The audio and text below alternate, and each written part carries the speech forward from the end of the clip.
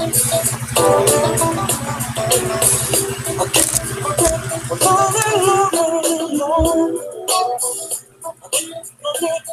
will never be the same again. How you made that so clear. Forget it. Every time you're near, every time I see your smile, hear your hello, saying you can only stay a while. And I know that it's hard for you to say the things we both know are true. But now that I'm back, forget we're not in love anymore. Forget things will never be the same again. Forget how you made that so clear. Forget it. Every time I hear how you never want to live a life, how it's gone too far. You don't have to tell me why. Why you going? And why the game is through? If this is what's real, if this is what's true, tell me how come I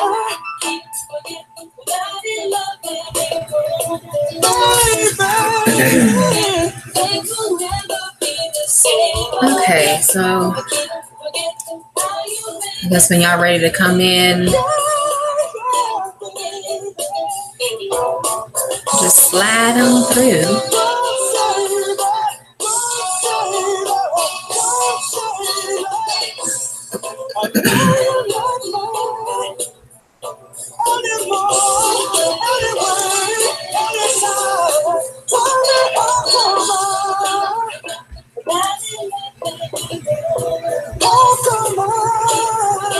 Things will never be the same.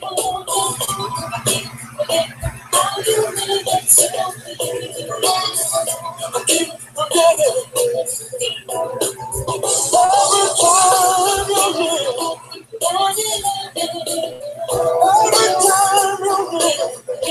things will never be the same.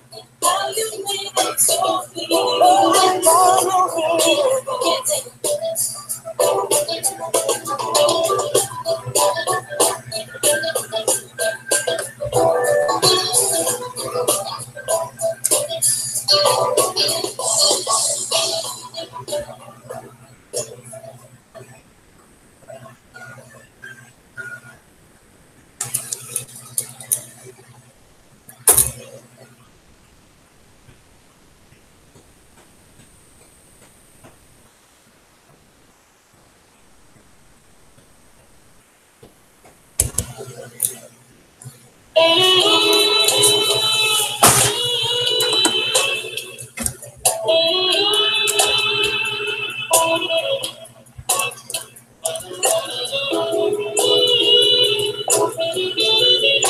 How you doing, Sister Lovely K? Hey. Thank you for coming. If you can hear me all right, press 1. If you can hear the music.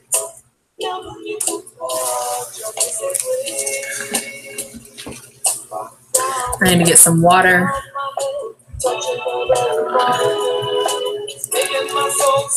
Let me see. Let me know that. I'm crying out for more. Your love is me. Crying in my heart. Your love is me. Ruler of my heart. Your kiss is real. Yeah, press 1 if you can hear the music. If you can hear me, I'll be right back. I need to get some water. I am parched. I'll be right back. I'm crying out for more. Your love is me. I'm coming out. I'm coming.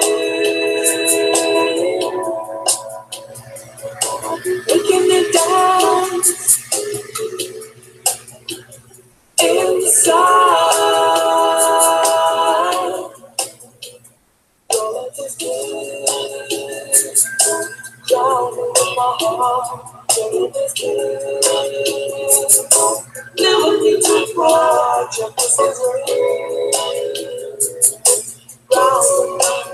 round my head, touching me very hard, making my soul sing, tearing her very hard, crying out for more.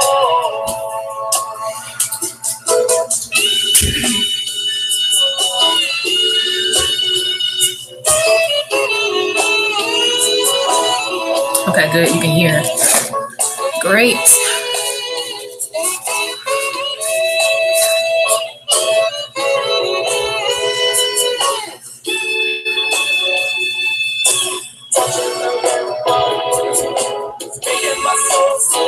So I'm gonna let's see. I'm gonna put you as a mod. Let's see. Let me go down some. I'm not even paying attention to that. This is slow. It has a delay. I keep forgetting. I'm gonna put you as a moderator, and what I need your help with. Let me stop this. What I need your help with is when everyone comes in, more people come in, put your email here. Hey, August Dreams. I think you have August. Hold on. Let me put you as a mod too while I'm thinking about it. So having you as a mod, I'm going to do the same thing I did last night with Leotis and Information Man. Is to put your email in the chat room just one time, and then I'll send you the link for the hangout. I email you the link for the hangout, and then when people want to come on the panel, they email you. So that cuts down on a lot of confusion because you can see them. It's like I'm seeing the chat room, but it's delayed for me. So you might see the thing pop up. No problem. Hey, Cashmere. So you'll see the person pop up the message before I see it. And it just cuts down a lot of confusion because when people start typing real fast, I may miss a troll. And y'all know I ain't got time for that mess today. I really don't have time for it. This is a chance for us to discuss different things, come up with solutions. You know, we have issues with each other, to air the grievances, and you know, start getting some work done. Oh, you're welcome, August. Yeah, it's no problem. Hold on, my charger, this cord. Every time I move this thing, it falls. So we'll have a few more people come in. I know I said 3:30, and I looked in there, I saw people were putting ones in the comment section. So I said, well, I guess we'll just go with right now. And there's always opportunity to talk about things, you know, later on as well. I like the Sade song, so that's why I'm playing it. I like Sade. It is the Anita Baker channel or station from Pandora. Okay, I got you. So I'm gonna just copy. So you'll get an email real quick. Go ahead and put your email in there, August, if you don't mind. Said, oh, hey, Water Sniper. If you want to as well, Water Sniper, put your email in the chat room, and then I'll send you the link. And then when people want to come on the panel, they have to email you, you or August or Sister Lovely K. I was gonna put more than one email in the box at a time, but I'm just gonna send it to her first. And okay, I got you, August.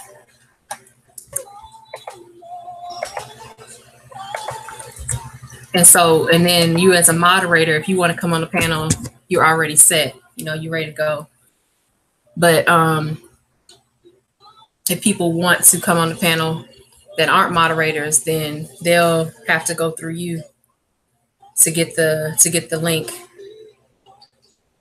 Because I have all these emails going on at like one time. I have like 3 emails account. What is this? Oh, junk mail. So I'm trying to keep everything straight. And don't forget to hit the like button, y'all. Let me turn the music back up. This is Anita Baker, so of course I love it. But before we get started with the discussion, anybody want to come in, discuss anything, any issues they have? Okay, that's from True Royal. And I accidentally kicked KD out last night. I didn't mean, I'm so, please forgive me, KD. I didn't mean to kick you out. Who is this triple X tension? Who is, okay, you know what? I'm just going to look it up. Let me pause this music real quick. Let me get her out of here. Bye, Miss Baker. You said extension. Who is that? Let me look it up. Triple X tension.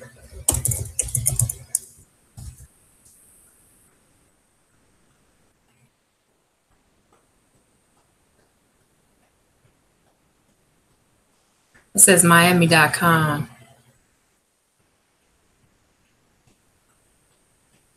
All right, so let me just come down here.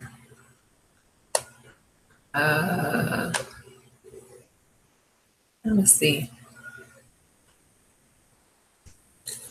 All right. Let me look at my phone.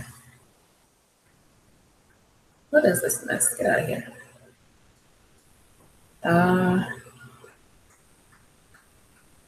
Let me share my screen because I don't know what this is about. It says Miami. I've never heard of this boy before. I'm gonna do the screen share.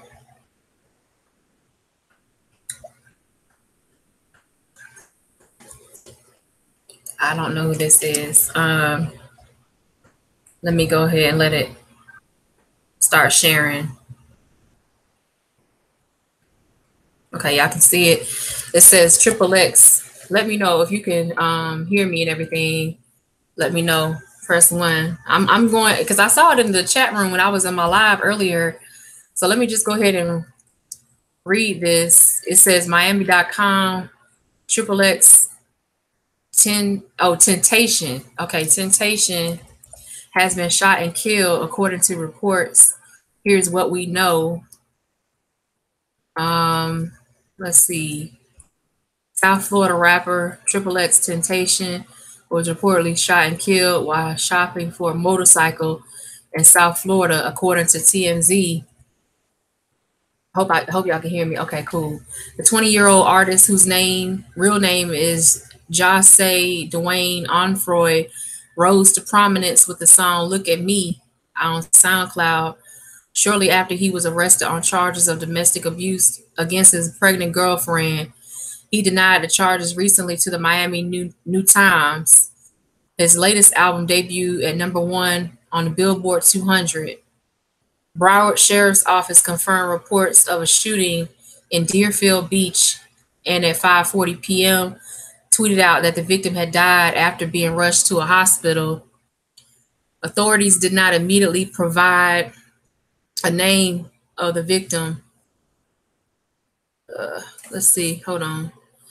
Somebody from the chat room. I couldn't answer the call. I'm here though. Okay. Hold on. Oh, wait. It's probably because I'm looking at this other thing. Hold on. You trying to come in?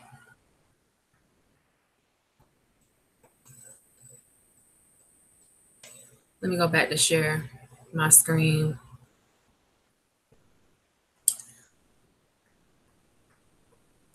Hold on. Let's see. Okay. When I finish this real quick, it's not gonna take a few more minutes. Hey everybody. Yeah, that's what I'm thinking. OT82 TV, that's what I'm thinking. Israel, Ark of Yah, how you doing? Shalom. It says authorities did not immediately provide a name of the victim.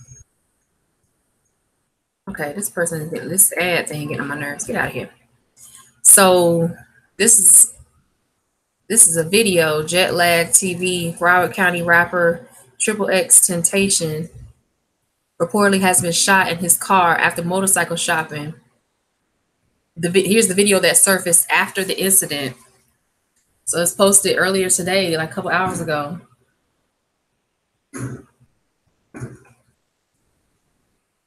Wow. Yeah, maybe it's some kind of robbery. I don't know. Yeah, that's kind of crazy. I don't know, but I'll leave the link. You know, I'll get the link for y'all. You know, if you're interested in it, in checking that out. I don't know what's going on with that. Let me get back over here where we are. Yeah, hit the like button. Hit that like button. Hit that like button. I'll be like, Ticket TV, don't forget to smash that like button. He says some young rapper. I think he was the one who did the video of white boy getting hung. Oh yeah. Okay, now I remember because I was like, that name is kind of familiar. Okay. That's kind of strange that he gets killed. I already got a dislike. Yeah, somebody in here lurking.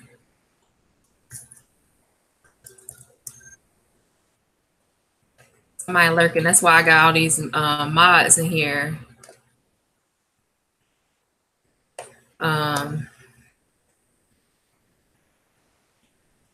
That's why I got these mods because I'm like, thank you, Israel, Ark of Yah. So, yeah, what's up is they were talking about. Oh yeah, you said young rapper Cashmere. So what's up is this hangout had one last night. So this hangout is supposed to be for discussion and solution. So I had to kind of stop the stream because it was getting to a point where I didn't want people to feel uncomfortable. I didn't want people to feel like they can't voice their opinion about something. They have a disagreement with someone. So if they want to do it here on my forum, my platform, that's fine. You can put up to 25 people on the panel, and clearly we won't be able to speak all at once, but at least we can get our issues out in a very hopefully calm way. That's my goal. You said, excuse me, a Louis Vuitton duffel bag was reportedly stolen from the scene. The stream already have a okay. Yeah, I don't care. I mean, I got 3 dislikes now, so it's some trolls out there watching. That's cool. Whatever. A bag was stolen. Yeah, I didn't think I heard of him, but then when they mentioned that this water sniper mentioned that this is the one who did the video of the white boy getting hung. Let me look that up, actually, now that I'm thinking about it.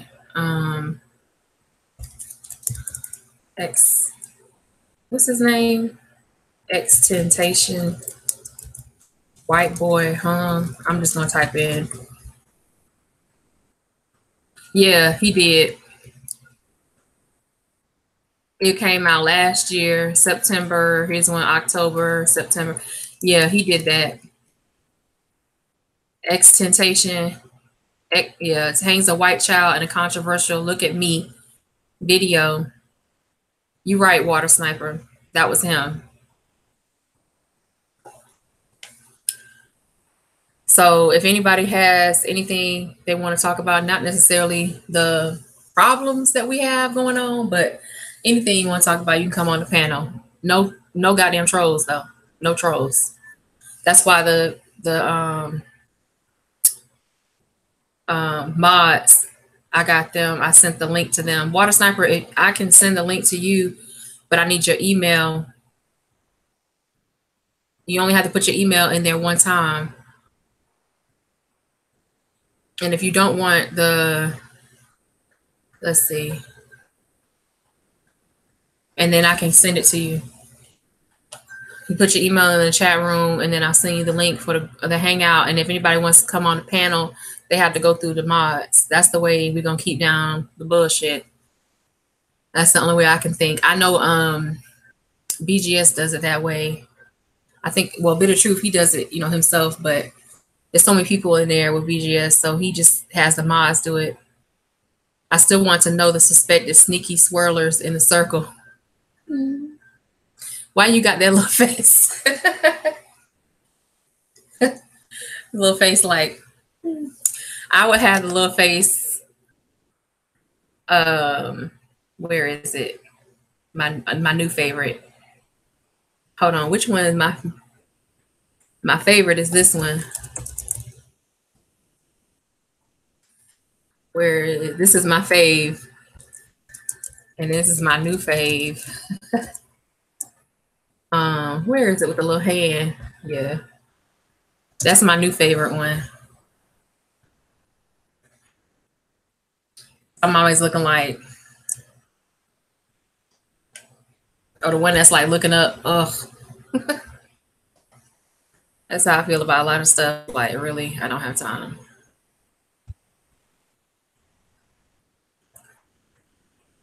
So y'all let me know. Hold on, I'm trying to get the chat back on here. Okay, there it is.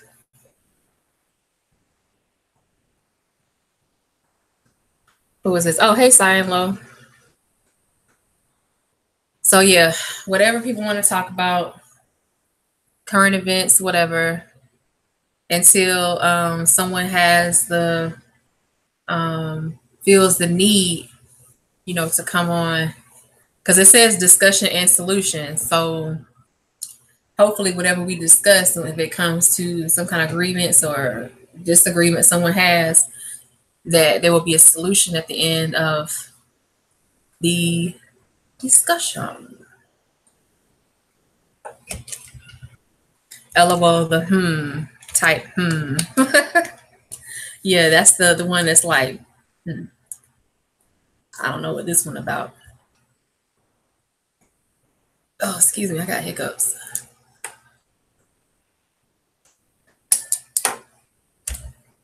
Anybody want to come on the panel? Let me know. Otherwise, I'm just gonna play some music. Oh, you know what? I know one thing I can play is here it is. It's a video. I'm gonna turn my camera off real quick, but I'm gonna do a video. Neely Fuller Jr., he's talking about constructive Black folks are a threat. So I'm gonna play that.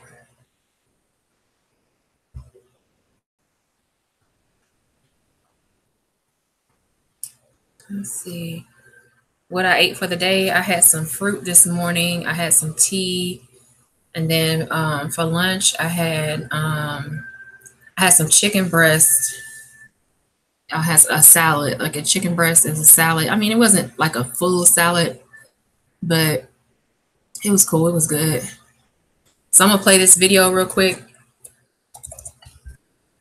Let me know if you can't hear it. And hold on, let me put the link in there too. So this is a link to the video that I'm about to play.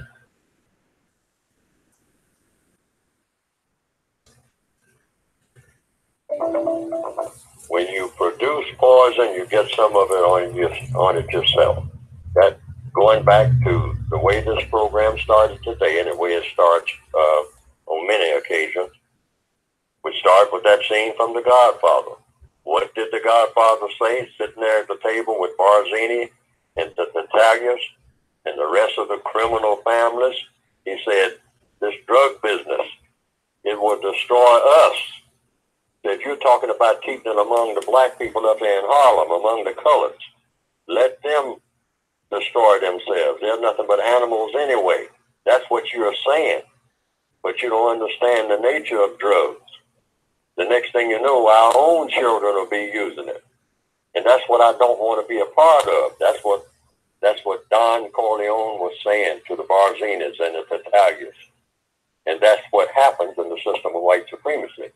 But the system of white supremacy also is set up on a percentage basis. So that the real smart white supremacists have said, oh yeah, of course, we're going to have some white sacrifices in our army. We're going to have to sacrifice some of our own people. Some of our own children are going to get caught up in nonsense. But we will still have the basic power. We will never let those black people start doing anything constructive on a scale where we can't control them. So we will do it on a percentage basis. For every 10,000 of them who is all messed up, we will probably have maybe a couple of thousand or maybe 500 of our own that are all messed up. But percentage-wise, we are always hold the power, hold the reins of what goes on in the world. Cost of doing the business of white supremacy is going up simply because most of the dark people, or many of the dark people on the planet now are becoming smarter and more constructive than they ever have been before. So the more constructive, the smarter, and that's what you mean by smart in a constructive sense rather than in a destructive sense. Many people all over the world now, when you look at the dark-skinned people of the world, the non-white people, many of them are beginning to think about doing something, breaking away from their old habits and doing something constructive and thinking constructively, trying to learn how to do things that will have a constructive result. Now, this is always bad for the criminal enterprise called white supremacy. This is always very foreboding to them. But they have got to modify what they do because they are being forced to. So that means more white sacrifices. So you'll see more white people out here doing simple-minded things. I mean, but not on such a grand scale that the entire system of white supremacy comes apart. Interesting. If it starts heading toward that tipping line, they know where that tipping line is. They will open up on black people like you would believe. What do you mean by open? When you say open up? I mean open up with wholesale violence to put us in our place. Say, look, you're getting too far out of hand now. You are not supposed to be a constructive people. So I am going to drop a bomb on you or whatever it is. But you are not going to be a constructive people. As long as you're destructive, fine. As long as you're doing what you do in Rwanda and what these gangs do over here in this area of the world and all like that, just going and running around with machetes and whatnot, slaughtering each other, no problem. We love that. That's entertainment for us. As long as you're using drugs and selling drugs to each other and glorifying it and all like that and then killing each other because of the drugs, that's fine. As long as you're riding around on bicycles or drive-by shootings and whatnot and robbing people and whatnot, I mean, that's fine. We all endorse that. That's what we want you to do. You're nothing but trash anyway. We want to see you a trashy people. We don't want to see you doing anything constructive unless it's something constructive for us. We white supremacists. So we will make you do what is constructive for us. This is why the pretty buildings and the pretty neighborhoods are all where we are. You know that because we see to it that it's that way. But wherever you are, we want you to just tear it up, break it up, put graffiti all over the place. Write graffiti even on yourselves in the form of what they call tattoos. Just walk around looking like zombies. I mean, just wild, broken glass, broken heads, broken bodies, yellow tape all over the place, blinking lights. Wherever you find black people, you see, as soon as it gets dark, blinking lights all over the place. Cartridges, 9mm lying all over the place with yellow circles around them. How many shots were fired? You know, that's what you call the typical black light. That's black culture. That's black culture at its very best, and which means that it's just about all of black culture. Wherever you go in the world, that's what you'll see. Whenever you see black people, this is what you're going to see. Nothing constructive going on at all. That's the way we want it. And when they start showing constructive, oh, that's bad for our business. That's bad for our business. So that's not a good business model for white people. No, that's not a business model for black people at all. No, they are breaking out of there. No, we can't have that. They're doing something constructive. Get down there and start some mess as fast as you can. And we know how to do that. That's heavy. We white supremacists. Yes. I don't have a clap machine, so it's just me clapping, but yes, I love Mr. Neely Fuller Jr. when he talks about, he's talking about how the white supremacists, how they think. How you doing, information man? How they think we're supposed to act, how they think that we're supposed to act in an unconstructive manner, that we're not supposed to be in a forum like this where we have a family hangout, discussion and solutions, where we discuss our issues with one another. Yeah, we're going to disagree. Like I said on the live earlier, yeah, we're going to disagree. We're going to have issues, but the point is, what are you doing constructively? If you can't be constructive with each other, Neely Fuller suggests one of his prescriptions for that is to not put yourself around people who are not conducting themselves in a constructive manner. And so I agree with that. I tend to agree with that. But at the same time, you also have to work out your differences.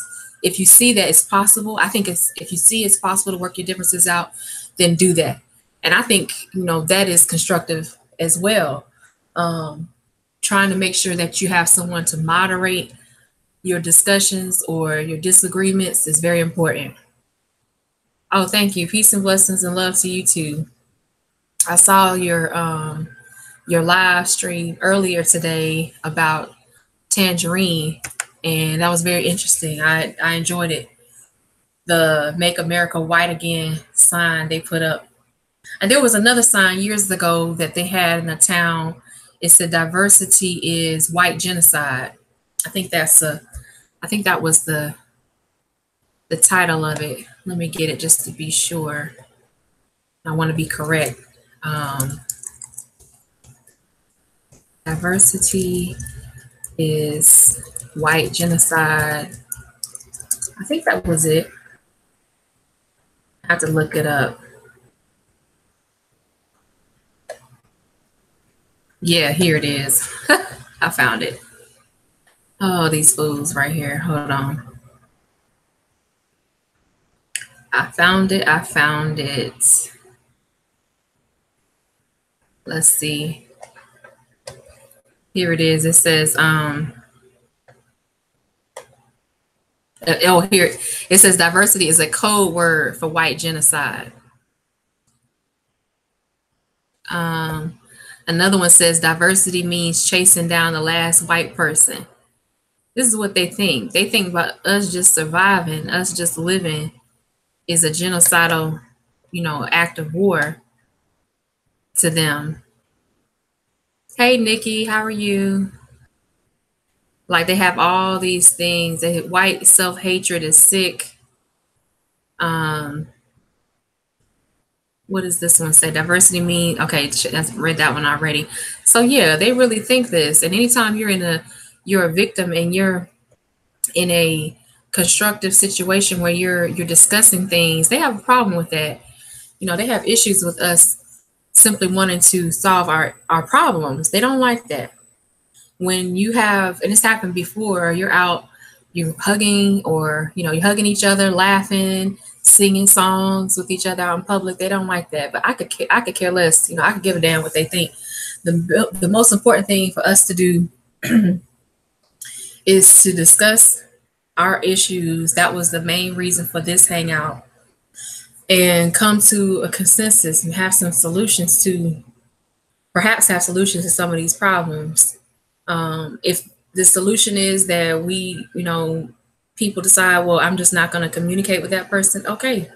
If that is a better option than going on and arguing back and forth, then that's what you have to do. Just sitting around waiting for something to happen and not putting in the work I think goes against a lot of the content that we put on our channels. You know, a lot of us put stuff on our channels that is saying, you know, don't run away from your problems. You have to face your problems. You have to face the issues and deal with it head on. And if you need help, you can ask for help. Like, we're all here. That's why it says family hangout. It don't say, you know, whatever. It says family hangout. We family, and we should be able to talk about stuff. December dream. Who? Water. Water always joking. I want to see Water Sniper on here one time. I want to see you on the panel. Sir, I want to see you on the panel. They said, August said, these caucasoids need to get over their damn selves. Yes, exactly. They need to get over themselves. I like listening to Neely Fuller with Gus T. Renegade. There were times when I first learned about Neely Fuller when I came out here. And because I kind of knew about him a little bit, but not too much. And so when I really started getting into listening to him, I would listen to him and Gus T. Renegade go back and forth about different issues, and, you know, never had any kind of problems with each other. Hey, Nikki. And they would say, like, so many deep things. I would be with my earphones in, I'd fall asleep. I have to wake up because it's going on and on to the next video. I would wake up and I would hear, you know, Gus talking about Dr. Wilson, or talking about other scholars, Dr. Ben, talking about Dr. Clark, you know, anybody. And just hearing them discuss a lot of the books and him having interviews with authors, that was really inspiring. You know, really inspired me to pick up a book and start reading. So I had other videos here, because I don't know if you are interested in coming on the panel, please don't hesitate. Come home in the room. Come on, if you want to come in to discuss anything at all that we were just talking about this rapper XXX Temptation. Just come on in. It's fine. Nobody's gonna be upset with you. Nobody's gonna be mad, you know, nothing like that. Let me switch to live chat. Let's see, first time I heard. Oh, Cyan Low said, the first time I heard Neely Fuller Jr., I bought his books, the best thing I could have ever done. Wow, yeah. I agree. It's like when you hear the person and then you read their books, you get an idea of what they're thinking and what type of background they have too. You can kind of understand that, and by reading their books, it really helps when you hear them have conversations with people. You kind of connect the dots, and it makes more sense. And that could be for better or worse, because there are other people I've read stuff about, and I've read their books, and I'm just like, no, I didn't agree with it. But it was good to get that experience, because there have been people in my real life that I didn't agree with. So I was able to learn how to communicate and get that out. Like, hey, I don't agree with your choices, your lifestyle, but I'm trying to gain more understanding about you, you know. You said YouTube is tripping with those notifications again. And you got this. My favorite. I'm sorry, I didn't mean to laugh like that, but you put my favorite emojis on there. Like, yeah, they tripping on notifications. I get notifications and the video is like 10, 20 minutes in. Sometimes it's like over an hour in, and I'm coming in late. And so that's why you don't see me. And I'm like, dang, I see the notification, and once I come in, everybody's already been there for a while. And I'm like, oh, okay, I won't even, I might say something in the chat room and then keep it moving. But yeah, Water Sniper, you want to come in? August, Keisha, Nikki, Cyan Low, Israel, Arc of Y'all. Just let me know. Kashmir G, Sister Lovely K. I don't know if Information Man's still in here. Mimi Doll. I'm going up the chat room. Let's see. Who else is in here? Kashmir, OT82. I don't know if he's still in here. If y'all want to come on the panel to discuss anything, You say, yep, that's what just happened. Okay. Y'all let me know. And this won't be the last time. There's going to be other times we'll have, you know, hangout, family hangout, discussion and solutions part 2, part 3, part 4. Like, if we have to keep having them, then okay, that's what we need to do, you know, to get things straightened out. You say yes. Did you want to come on the panel, or you want to stay in the chat room? I know it's your day off and everything. I saw Cap earlier in the chat room of the live video I did. I don't see him in here right now. Yeah, get the link from, hold on.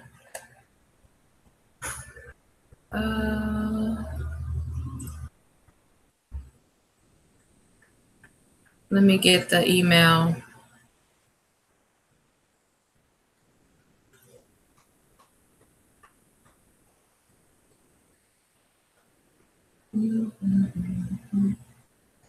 Well, dang, I can't see the email. Hold on. It must be all the way up there. It's too far. Okay. You can only listen out. Okay. Okay, I'm gonna send the link. I can send it to you because you're already in my list, actually.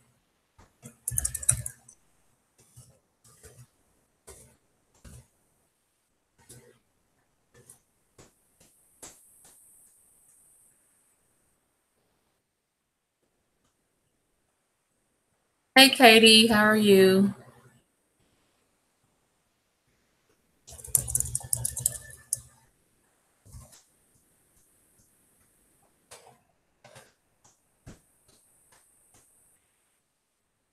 All right, I just sent it to you. I just sent you the link, so you got that.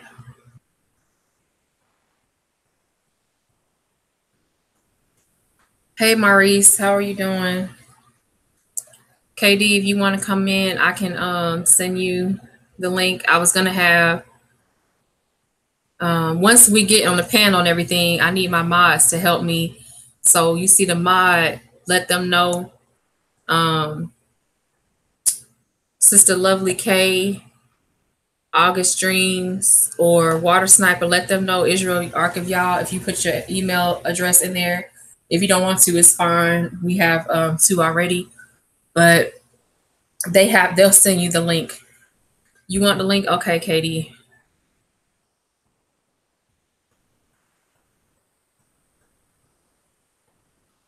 Oh, dang. Hold on.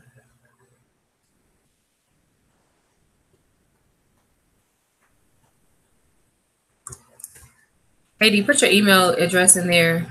Hold on, let me see if I can do it this way.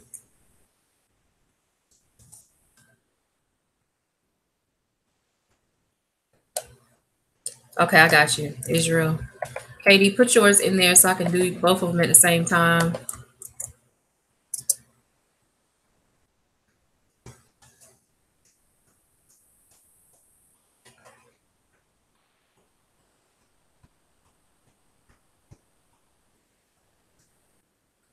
It's not letting me do it for you.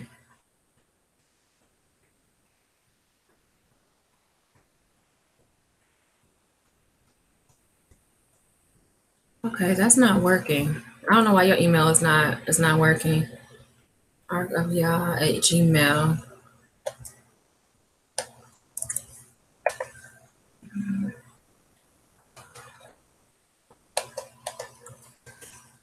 Okay, I sent it to you, Information Man. You should have it. Send me the link again. Send it to, okay. I'll send it to this one, and then y'all have to go through Sister Lovely K. Nicole, how you doing, sister? I'm doing good. How are you? I'm all right. I'm just I just realized that you were on live, so and yeah, like what little bit I was able to catch, you had Nellie Fuller Jr. compensatory system that he talks about, compensatory concept. I loved it. Love what I caught at the last end of it when I got on. Mm-hmm. So But some reason I thought you were going to be doing this a little bit later on in the evening.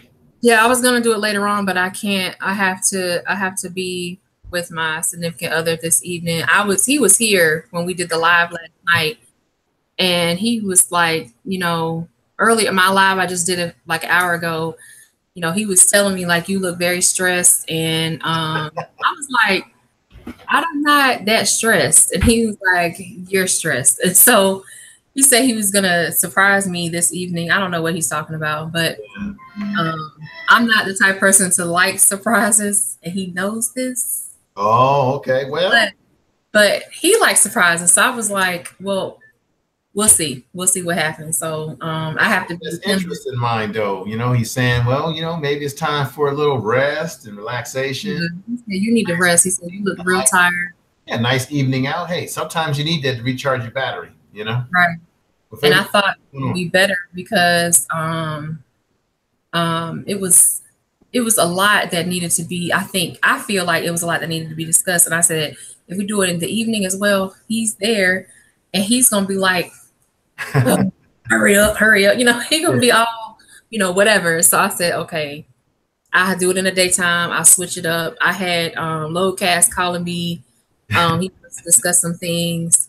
So I'm trying to like, you know, compartmentalize everything and reorganize things. And I know that people are coming in late, but as you can see from the title, it says Family Hangout Discussion and Solution. So I didn't want it to be a provocative title. Yeah. It's just discussion. You know, to me, it's like we're not really having arguments. It's just discussing our points of view.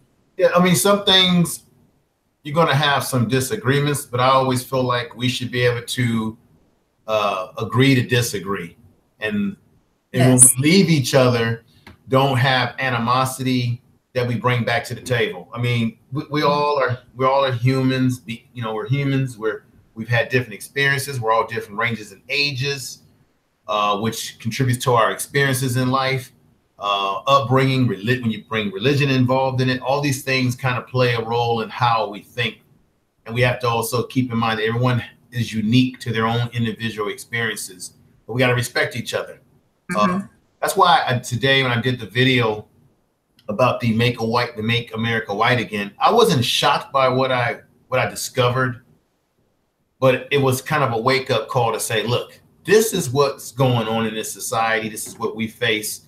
We don't have a lot of time to be arguing and bickering with each other at all. I don't like when I saw Dr. Umar Johnson and Tariq going at each other. I don't like what I'm seeing when Cynthia G is going at Tariq. I don't like a few incidents that have happened inside of my chat room. We don't need that. I was there to bear the witness when I was on your channel some months. I think it was a month or two ago, where you had these monsters who tried to hack into your channel or did, and they caused a lot of chaos. You know, they tried to cause chaos, right? So we've got people trying to attack when we're speaking, like you said, when we're coming together, and we don't have time to be bickering with one another. We play right into the hands of the very people that want to destroy us.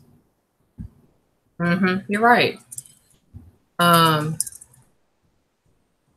I'm sending this to Water Sniper. Oh, okay, cool. Keisha, do you want to come on the panel? Okay, I never heard brother speak. The @ sign. I'll put it in there for you. Let's see. Okay, Keisha, I got you. So there's the link for you, and then everybody else who wants the link. Okay, yeah, KD, I sent it twice. Sister Lovely K is sending, or you can send it through her email. Send it that you want it to her email that you want to be on the panel, and then she'll send it back to you, send the link back to you. But she won't know you need it unless you send her the email. So that's what I'm saying to you. And she's a moderator, so that's easier. It just makes it easier for me. Hey Katie, how you doing? 8084, baby, what's up, brother? Hello, Queen Nicole. Hello, Info Man. How are y'all doing today? I'm doing good. Feeling much better. Yeah, I'm doing Oh, I had a rough ass day at work. I mean, it was so rough. I mean, just waiting for this old man to get his work done. I don't mean to bang on my baby boomers and everything, but come on now. I mean, it almost took me an hour, extra hour later just to get home. Oh man. I hope you get some rest. That's crazy. When it takes you that long to Yeah, get home, it drains you of your energy. I know. yeah, I was miserable the whole day, but talking to y'all making it feel better, so I ain't got no complaints now. Oh, that's good. See, that's how I feel too. I get off work, or even if I'm at work, I have, like I told Information Man yesterday, I had my phone in my lab coat pocket. I was in the lab working. Hey, who is this? Who's coming on board here? Is that Water Sniper? Keisha. Oh, I'm sorry. Keisha. How you doing? Hey. I like your hair color.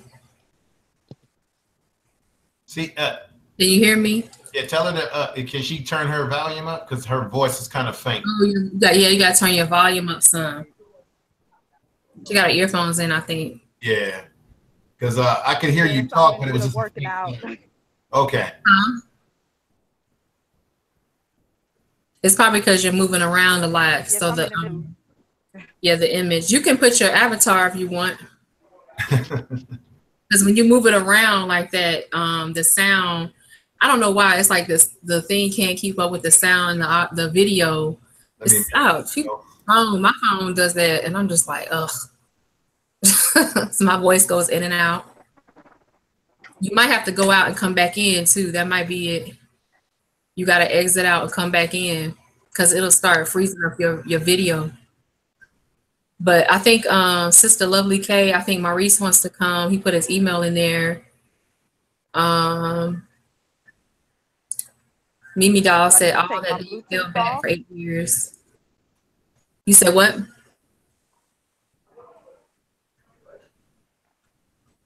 Go ahead, Keisha. Is that your daughter?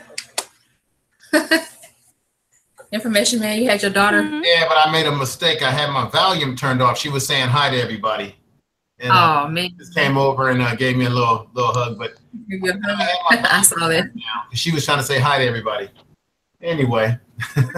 Princess. Oh. She'll come back over and hang out with me maybe in this stream. What were you trying to say, Keisha? You were trying to say something? Because your sound, I can't hear you. Your sound. I can hear you now, yeah.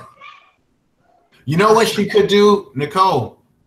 Huh? What she could do to make, I noticed this myself when I've had chats with you on the phone on Google Contact, is that I'll hear a faint sound, and then there's a little button. There's some kind of way that you hit the volume button on your phone, and then you hit it down, and then you hit it up again. But you got to do it on the screen. It's a screen touch, not the regular volumes that are on the side of your phone. You know how when you can touch the screen? Oh, yeah. Respond to your hand touch? My phone, it was just the side. I just okay. Turn the volume up on the side, and it's fine. I can hear okay. I noticed I have a Samsung, and I noticed if you touch the screen, it'll bring up an image of a volume on the screen. And I touch it, I turn it down, turn it back on, and then the sound just boosts up. So I don't know if she could probably do that on her phone. She muted herself, so her sound is Ask if you can touch screen her volume on the Google Contact itself, because I think it's part of the Google Contact app that you can touch. Did you hear him say that? You got to unmute yourself. Hold on. Yeah, she's got herself muted. We'll figure it out. Yeah. Go ahead. What were you trying to say? You're going to say, KD, I don't know if we can cut you off or not. I got a phone call. I'm going to mute myself right now. Okay. Well, I was saying, my day was just freaking miserable. I mean, look, I respect my elders and all this, but come on, I'm trying to get the heck home. Mm-hmm. What was the issue? What were they were trying to hold you up from good? Every time I was at the compactor because, I'm a garbage man at a plant, and stuff. And I always go to the compactor. Since the other one was broke today, which another thing I'm pissed about. We only had one. Every time I go to this one, he takes his sweet old time. I'm like, sir, I'm trying to get my work done. Can you please just put it in there and go back to your spot? This how you was looking? No, I wasn't mean to him or nothing, but that's how I was thinking. I know mean, that's what you was thinking. That little I mean, I mean wasn't face. trying to say it to him. I mean, because I respect my elders, but come on. Right. I mean, he just cutting the doggone cardboard, just taking this sweet Slowing you old down. time. Yeah, some people, yeah, a lot of older people, they need to recognize when it's time to go, when it's time to retire, and let the young folks, take over, take the position. And then you slow down because you weren't working at the full capacity. You only had the one compactor. Who was this? Oh, Crystal Clear. Hey, Crystal Clear. Said finally I catch your live stream. Thank you for coming, everybody. Yeah, so I really feel for you. Try to relax. Hopefully this will help you. Being in the hangout. It already is, Nicole. It's soothing me right now. It helps me a lot. I think Keisha, I think she left. I don't know if she was trying to say something. Hold on. I was trying to see if she was back in the chat room over here on the side. But my day was pretty good. Oh, except for the traffic this morning. It was like 2 wrecks on the road. I mean, don't y'all got that normal problem in LA, the traffic thing? Yeah, it was really bad. It was 2 wrecks. I'm trying to get to work, and I was hoping like, okay, I mean, they slowing you down anyway. You're going to go slow anyway without a wreck. But I was thinking like, okay, if it was a van, so I was like, hopefully it's no kids hurt. Because it's summertime, kids out of school, and I was like, I hope no kids got hurt. It was pretty bad. It was like 2 cars, piled up, and then on down the road, there was somebody hit somebody on a bike. So that was, I'm pretty sure, really bad. Because I was trying to avoid that. I'm trying to go around and everything, all that before I get to work. But other than that, it was a good day. I was, blessed day.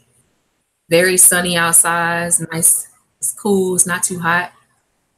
So you see with all that traffic, you think you would see with all that traffic, you think LA would take care of its actual roads.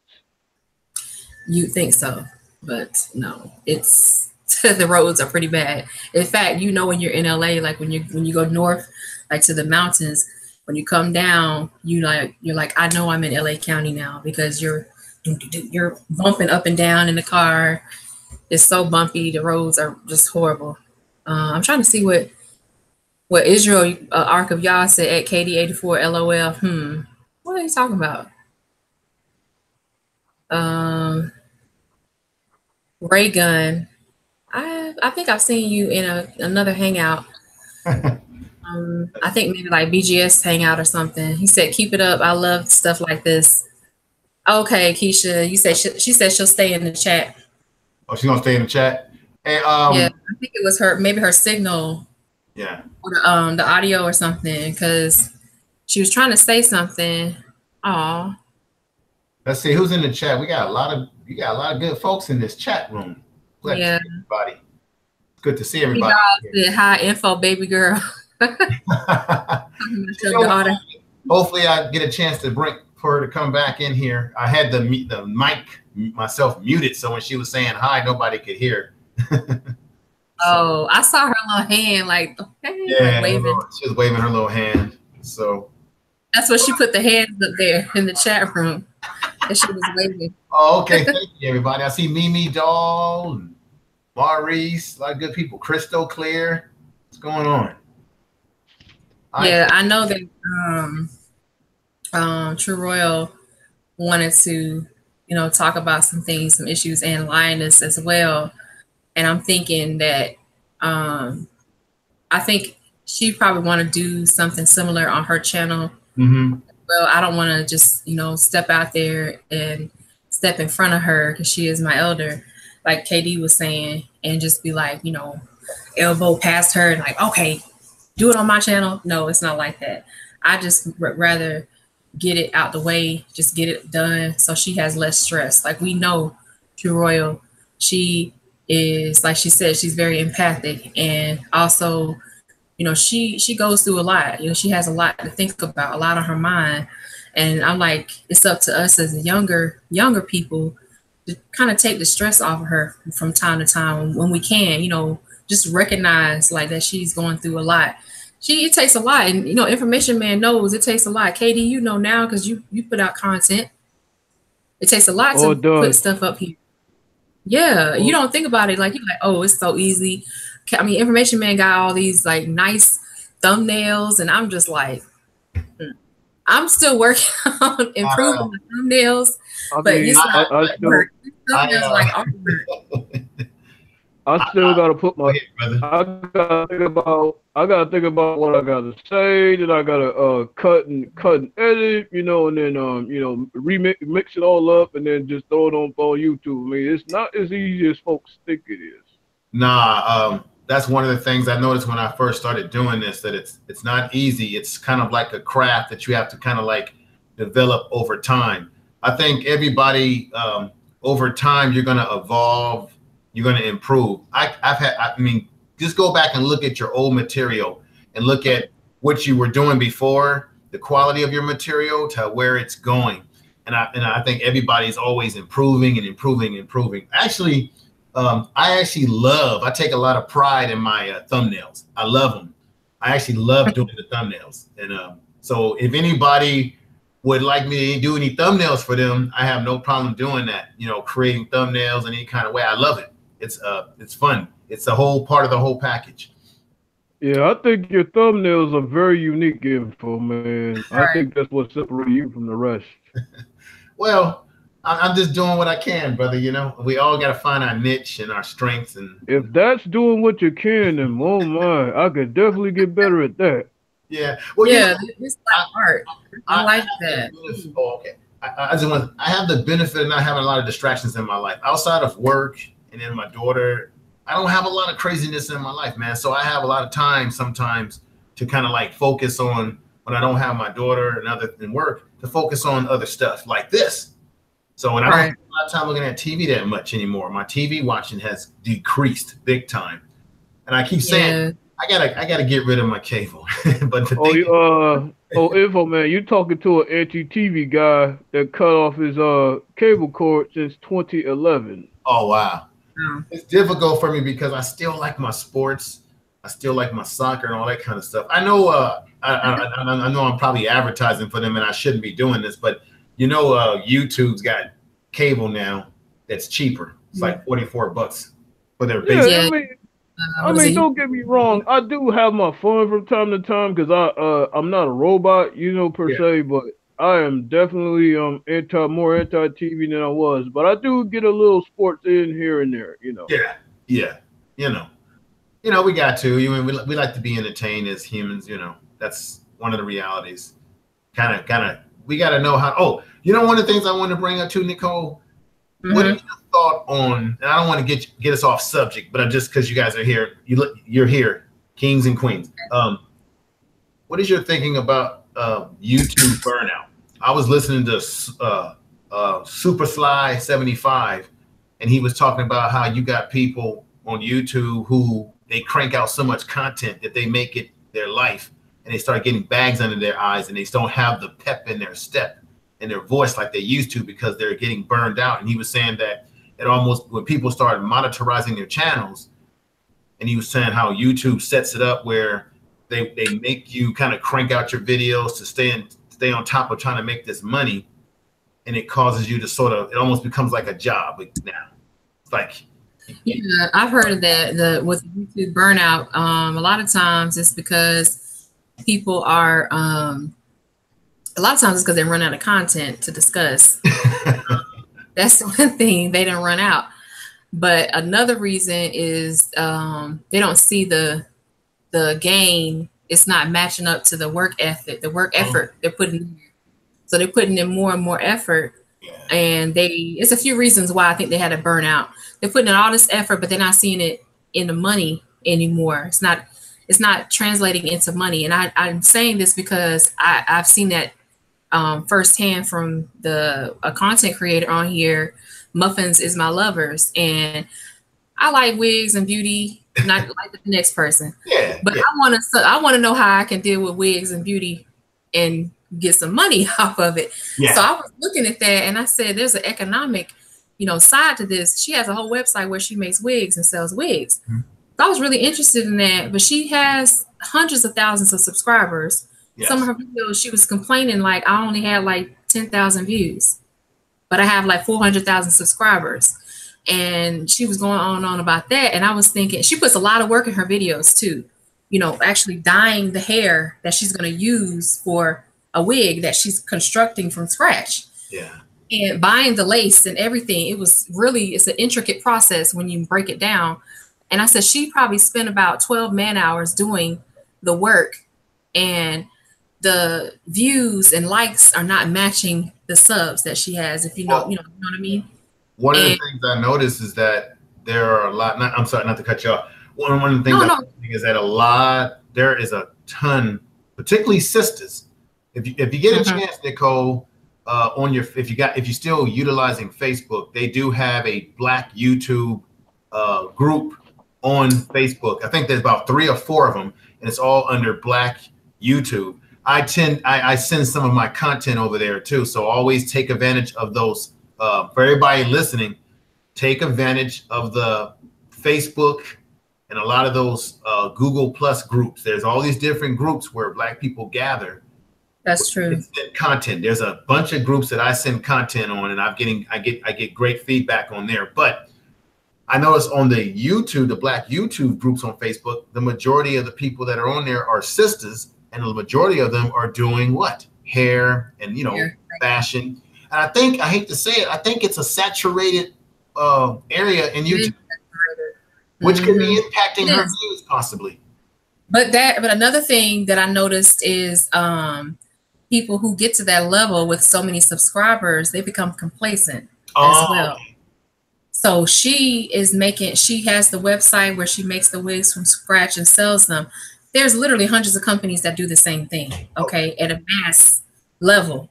She's one person doing this in her home, so the output is very low, so that means that it could take a week or more for someone to get the wig they bought for $200 something. Yeah. Whereas you go to Amazon and get the same type of wig dyed and everything ready to go in 3 days or less. So it's like, how much faith and how much love do you have for this content creator? Because at this point, she's a partner. Okay. She's a partner of YouTube. People that become partners, sometimes they become complacent. They can become lazy. They feel like well, their expectations are so high. They're like, oh yeah, they're gonna like me regardless of what I do, and that's not true. She hasn't expanded her channel besides hair and makeup. Okay, so talk about business or anything, So Nicole, would you say that no matter what we're doing as it relates to YouTube, we should always evolve and expand? Yes, that would be good. I have the playlist on my channel. That's one way to show your subs and people that come to visit that might not sub, but they just come to see what you have to offer. Mm-hmm. And you have your playlist there, just to give people an idea of what you're into, and if like your potential to expand to different areas. I love science. That's my heart. Well, and engineering, technology. Let me say this: how many people in the chat room who do produce content? How many of you are doing, when you're creating your content? How many of you are putting proper processes in the video? Are you putting your cards, which, just like Nicole was saying, that's going to show people a range of what you do? Because when they're watching your video, there'll be something that will pop up on the screen that will give them a tag. Or let's say, for example, you want to refer to another person's channel. So if I want to refer to your channel, Nicole, which I'm going to start doing that with folks, I'm going to put a card in there that's going to lead them to your channel and what you're doing, something that I don't have any expertise in. Or how many of you are making sure that you are properly utilizing things like TubeBuddy, where you can now start doing proper search terms on your title. You got to make sure that you're tagging properly. If you have a title, you got to make sure that you take that title and put it in the tagging system of your video. These are very important things. There's the playlist. You can add the playlist that goes right into your video. There's so many things you can do that improves your video and also brings you traction. And also, and I just want to make this last statement here. Sometimes it can be one video that can put you over the top, that people will find you through this one video that you did. And it could be the most simplest video. If you properly put the right metadata in that video, it could do wonders for you. But you gotta understand the science of YouTube, how it works. This is why the white boys, I'm just gonna keep it real with y'all. This is why the white boys are doing well on YouTube, because they know they put the science into it. And then they cooperate with each other. They're not backbiting and fighting each other. Right. Hey, there you go. Well, Infoman, speaking of expanding, I'm really about to dig into financial lit, because that's really my heart and joy. You know, coming to financial lit and numbers and everything, you know. Since everybody, you know, in my family say, oh, I'm a whiz at numbers, and, you know, so I figured I'll go into financial lit, you know, and pretty much, you know, tell people, you know, how to navigate the numbers in their favor. I'm going to tell you right now, KD84, there's a brother that I subscribe to. He's got a lot of subscribers, and he's got a simple setup. He talks about financial stuff, just like what you're talking about. And there's a large market out there for people for that. So, brother, definitely get into that arena. Do it. I am. Because you will probably, I'll be honest with you, you'll probably find yourself getting more subscribers than you would doing the content that we're doing now. Because the financial stuff speaks to everybody across the board, you know. I would do it. I mean, if my thing is like this: expand yourself. You have a channel for this type of content. You have a channel. You can have other channels for other content. I mean, I'm thinking about creating a channel that's specific to another type of content, you know, that I enjoy, which is food. So, but that'll be a whole different channel for. I mean, to be honest with you, it'll probably appeal to a different crowd, you know. Yeah, and there's ways that if you're not sure how to, if you want to do cooking, you know, travel channel, things like that, go to Food Network, cooking channel, travel channel. They have their own YouTube channels that you can learn from and see how they do it. Some of them put like tutorials in the description box. They'll have like links for other videos and cards, just like Information Man was saying. I was writing that down because I need to put cards in some of my videos because they kind of link up, especially the movie reviews that I did. I like watching movies and shows. I know it's more important to read than it is to watch television. That is a quote from Dr. Francis Cress Welsing. It's more important to read than watch television. And I know, but there are so many themes in movies and television shows that come from books. I recognize that. Even the stupidest little movie or show, it comes from a book. You can trace it, a lot of times trace it back to a book. For instance, I just did the review recently on a live about Fahrenheit 451. That's a book. Someone was in the chat room and they were saying that they didn't like they liked the book better. I like the book better as well, and that's usually how it is. But yeah, like I just like to see things visually when I'm just hanging out with friends and family. Hey Maurice, how are you? How you doing? Hey, how you doing, Nicole? Good. I'm glad you could join us.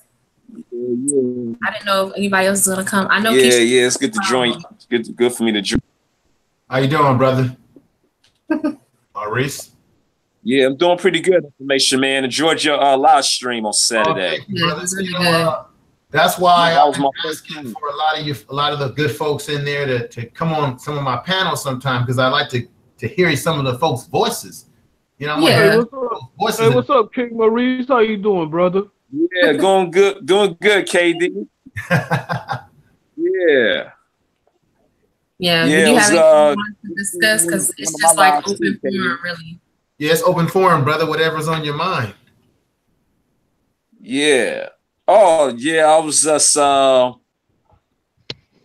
Yeah, no, actually, I was just, yeah, I just can't, yeah, like you just said, KD, I can't do a long day of work as well and what have you. Well, it wasn't that long. It wasn't that bad. It was just a walk home that was a little long, but I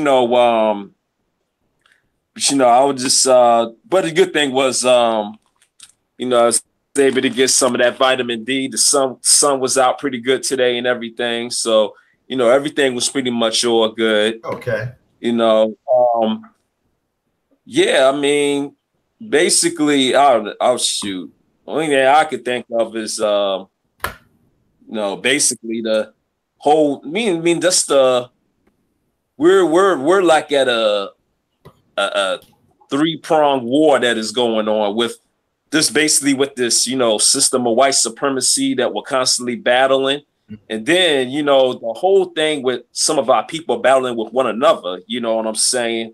Oh, that's kind of like a distraction, like a psyop to keep us from speaking towards the issue of dealing with this global system of white supremacy. You know what I'm saying? And preventing us from I've listened to everybody's video. It's like everybody's videos and what have you. And I get a little bit from everybody's video when everybody's like speaking the same thing, but just using different words in their own context. You know what I'm saying? And and it's a great thing because we'll find I have you, and and I also do my lives. You know what I'm saying? And people come to my lives. KD's one lives, which is, and he could tell you. You know what I'm saying? Okay. Oh, can you hear me good? You going in and out a little bit. Okay. I don't know if it's my volume. To come to your lives, yeah. What's that? Rolling there, Nicole. Your audio is going in and out a little bit. But you were saying that you, KD comes to your lives. I said I have to come to your lives then. Oh. I didn't know you. See, I didn't know you did live videos. That's the thing. I'm trying to see. Oh, okay. Yeah. Actually, I saw you on here. Okay. So I have to see if I. To speak on that, King Maurice goes in. I enjoy every single damn word. I'm like, this brother speaks like me. You're gonna have the Maurice and KD show. And Maurice gonna be like, okay, brothers and sisters, all right, we got knowledge, we got all this beautiful chocolate going on. KD gonna be like, yeah, bring your ass back, right? We going to commercial break. Come back right now. That's gonna be your show. I like that. But that's cool because I have not heard it. Tainted Sack. That's still in my head. I do go all the way in. I'm already having That's all I gotta say. Hashtag. Yeah, I even I'm actually considering on probably might have to keep on speaking on it in regards to the misogyny and promiscuity in hip hop music. Okay. Seems like unfortunately some of the black feminists, are putting too much blame on the brothers who are producing the music and less of the blame on the people who finance the music, which is the false Jews who are financing the music. You know what I'm saying? Who are encouraging, these artists to put half-naked women into their music videos. You know what I'm saying? If we could address the issue of not just the brothers who doing it, but the financiers, the ones who ones who put the money. Yeah. Right. Into putting these music videos out to ensure that these music videos go out, then we could get somewhere, Because it's about owning it. It's about owning it. That was something I was considering me speaking on in the near future. Okay. That sounds good. Oh, so stop the BS is in there. Let me say something, if I could, to that point, brother. Oh yeah, that's pretty much what I want to say on that. I don't know if y'all can catch all that or not. Yeah, got you. We heard it. I heard what you're saying, but this is my position on that, brother. You know, I grew up at a time. I first got introduced to rap music probably in 78, 79, late 70s.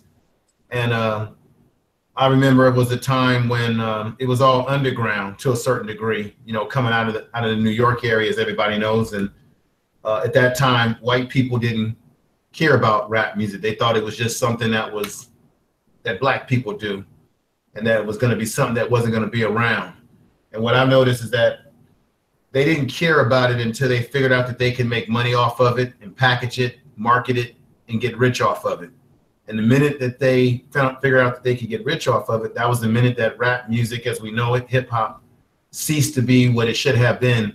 Because there was a time, remember, there was a time when hip hop music was so powerful, it was causing black folks to go to college. You had increase in college enrollment down at that time, because a lot of these the rappers, like the Public Enemies of the world, they were going to college campuses and they were filming their videos on college campuses, historical black college campuses.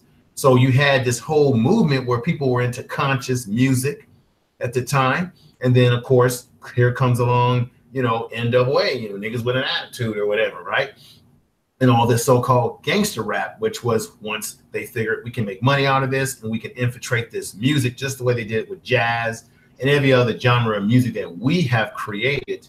And so my question to everybody on the panel is like, can't nobody make money off of what you're doing unless you allow them? So if I was to go out if I was to have a truck and I drove into a community and I'm trying to sell you drugs, if the community has a value that they're not going to tolerate drugs, tolerate me selling drugs in the community, that people are not going to accept a certain lifestyle as a code of ethics and how we operate, then I wouldn't make any money as a drug dealer in the community, because people say, we don't want that, we shun that, that's not a part of our culture. When it comes to rap music, my question is, we could say, well, it's about the people who produce it. It's about the people who produce it at the economic level, the executives, the companies that are owned by what you would call Jewish people or Europeans.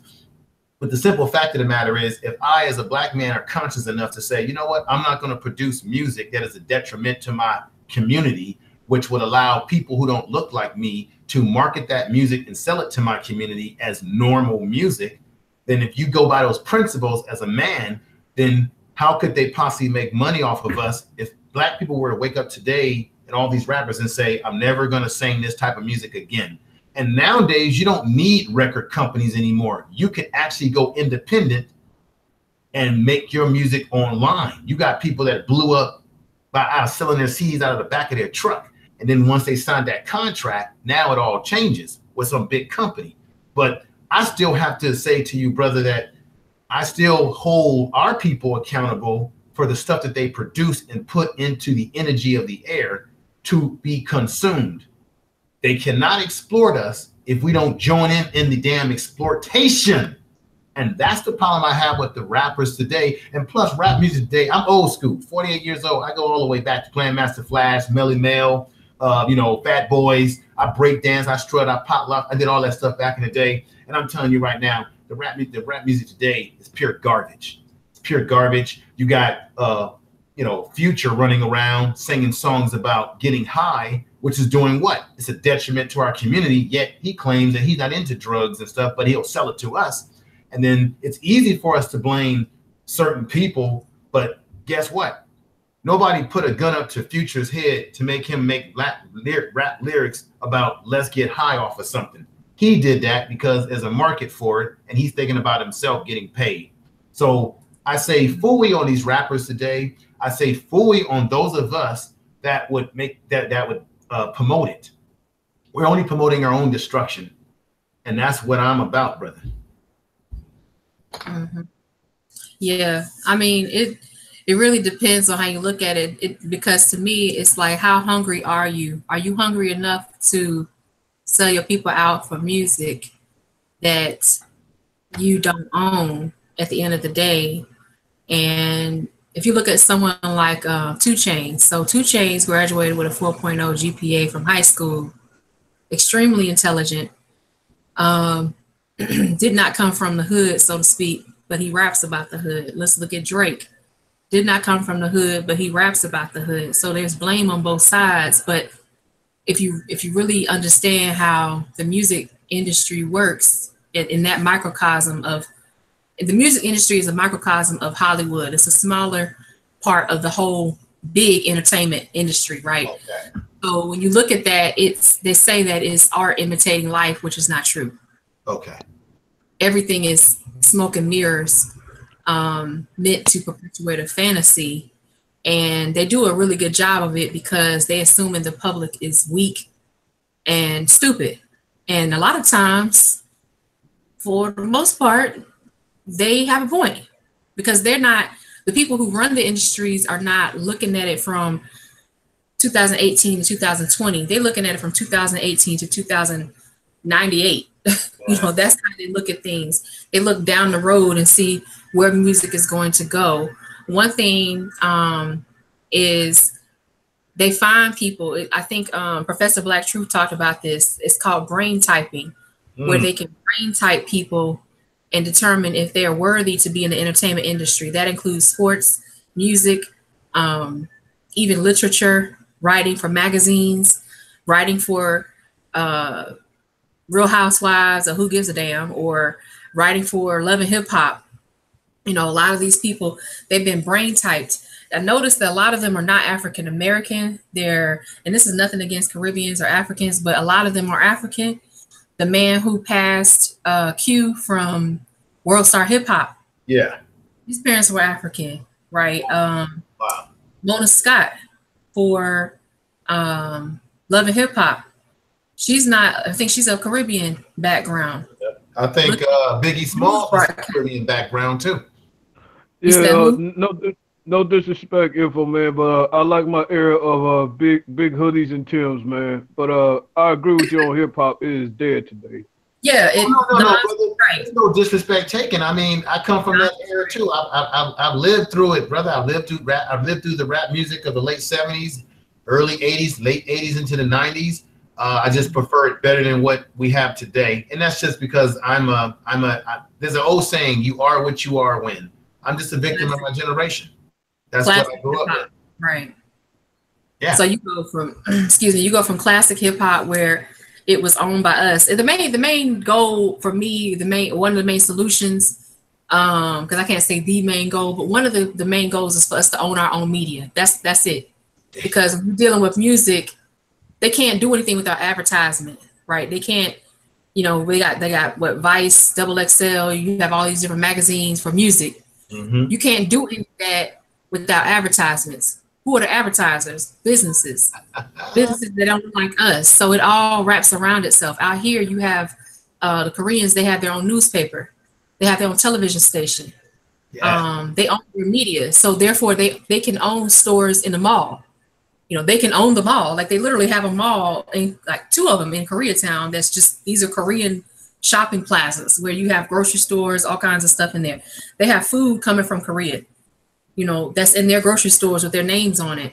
So all of that is they have produced a cottage industry, but it was based on the backs of their businesses.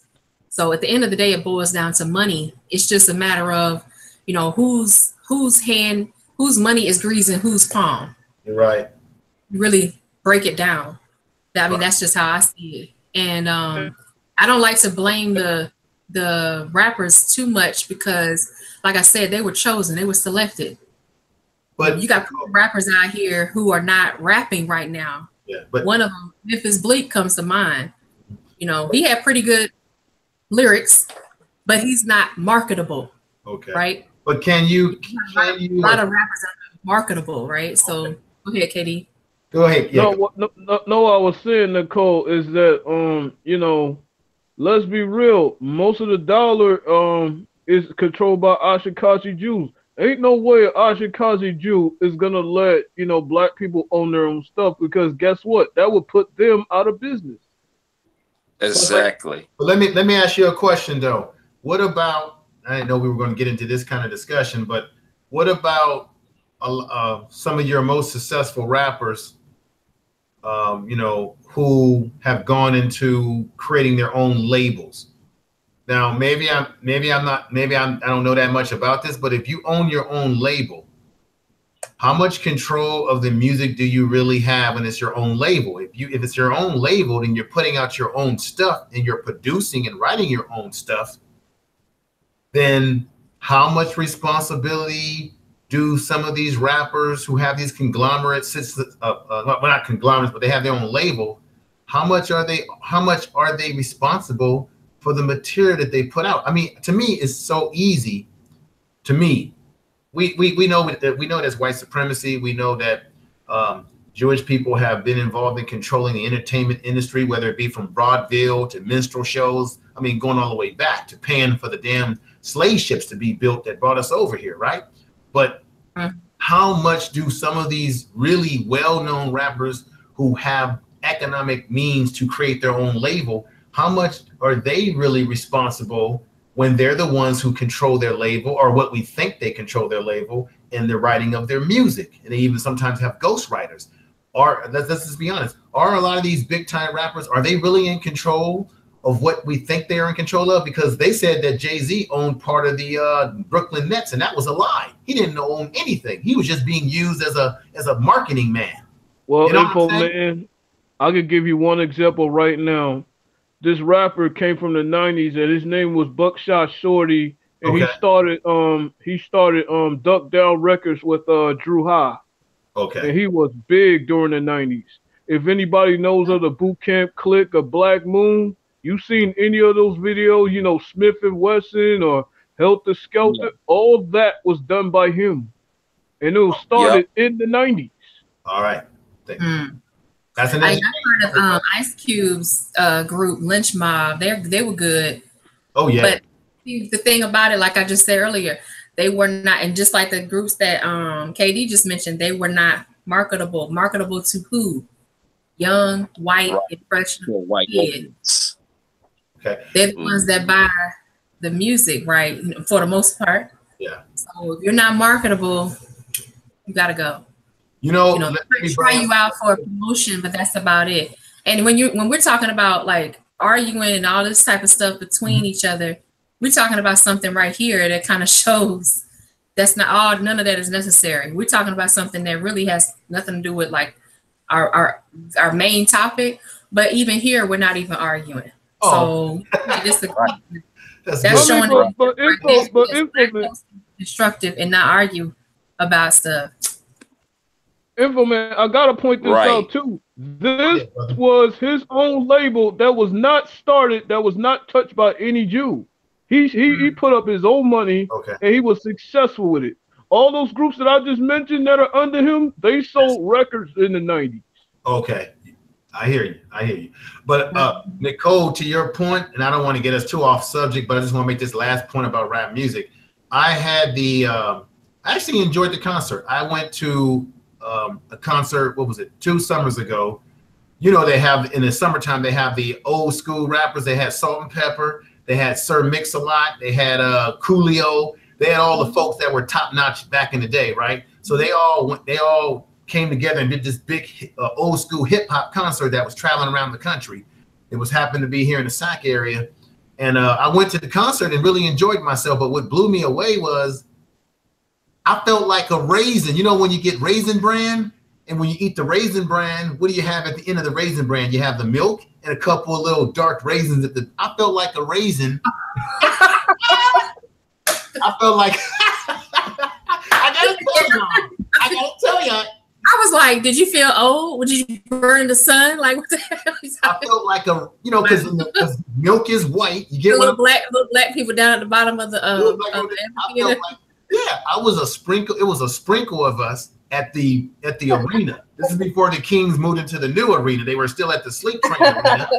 I felt like a little raisin man at the bottom of the cereal at the bowl of rugged milk. I said, "My God, look at all these white folks." Right. I said, God damn, where are the black folks at? And when you be like, is this a Klan rally? What's going on? What is going on? Yeah. Hey, all they had to do was throw a Confederate flag and it would have been a Klan. Right. And you're sitting there thinking like, wait, why are they? See, that's one thing. You know what? Tariq mentioned that once. He was talking about how white people hold on to their culture. They hold on to their music. Rolling Stones and all these groups from back in the 70s and even Ozzy Osbourne, Kiss, they even stuck around for a long time. Even groups like Aerosmith and Bon Jovi, you know, before they all kind of disbanded, they go into they like in their 80s. They come out there in wheelchairs, with oxygen in their nose. We don't do that with we don't do that with our rappers though.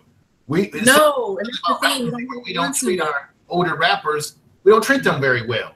I mean, we don't value it as the consumer, but they don't value it either, and they're the artists. So it's. How many of you don't realize that Big Daddy Kane is the one responsible for putting Jay-Z on? Jay-Z owes his career to Big Daddy Kane. Big Daddy Kane is the one that introduced him, and Big Daddy Kane I think he was in a documentary I was watching, and I'm like, damn, where's the love for Big Daddy Kane anymore? There ain't. Madonna owes a lot of her success and her crossover success to Big Daddy Kane as well. Hey, she just running through. Okay. Later. Bye. Okay, she'll say hi later. She don't want no parts of this. Come over here and say hi. Say hi, everybody. Say hi, everybody. Oh, so cute. Hi, everybody. Hi, Emily. Oh my God, her voice is so adorable. Bye. Bye-bye. Bye-bye. Thank you, Niara. Saying hi to everybody. Bye-bye. Oh, she's so cute. Yeah, but a lot of us have to like recognize, you know, just, and that goes to like the whole the beefs back and forth, and they just all like they're talking crazy on each other. That's not necessary either. But I was hoping, let's see, somebody said, yeah, love me some Kane. Keisha said, Nikki, I'll be 40 next year. Okay, Ryan James says picture. Oh Lord, Ryan said picture of Tekashi 6ix9ine performing in his 60s. That boy, I'm done with him. I'm done talking about him. Wait, it was something here. Oh yeah, Ryan said a raisin in the sun. He was asking about you. And hold on. Yeah, East Coast music fell off big time. I mean, it was like once you had Southern hip hop that just came out of nowhere, but it started really with Houston, and it just kind of built from there. 8-Ball MJG, and you had Pimp C, you had all that. That's where it really built up. That gave a lot of people confidence in the South to come back and just do their thing, because, you know, rap and hip hop is with the, you know, starts with the blues, with rock and roll. And from that, it came out, spoken word, and it kind of built and flowered from there. And blues, that's from the South, you know.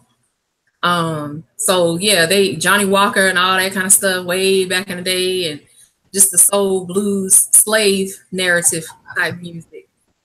And I think like somebody was talking about they had some gripes. Who was that yesterday? I think Lioness. I don't know if she's in here or not, but any kind of issues anybody have with anybody, I think some people are kind of scared to say what it is they want to say. I think people should just be honest. Sometimes we have to be honest to be able to move forward. Just be honest. You know, how can we move forward? We just got to be honest.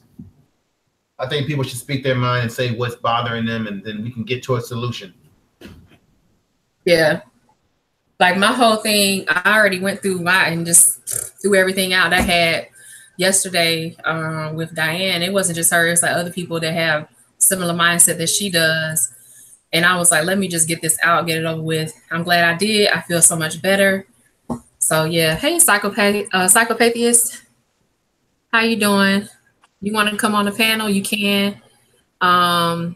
Let's see, Sister Lovely K.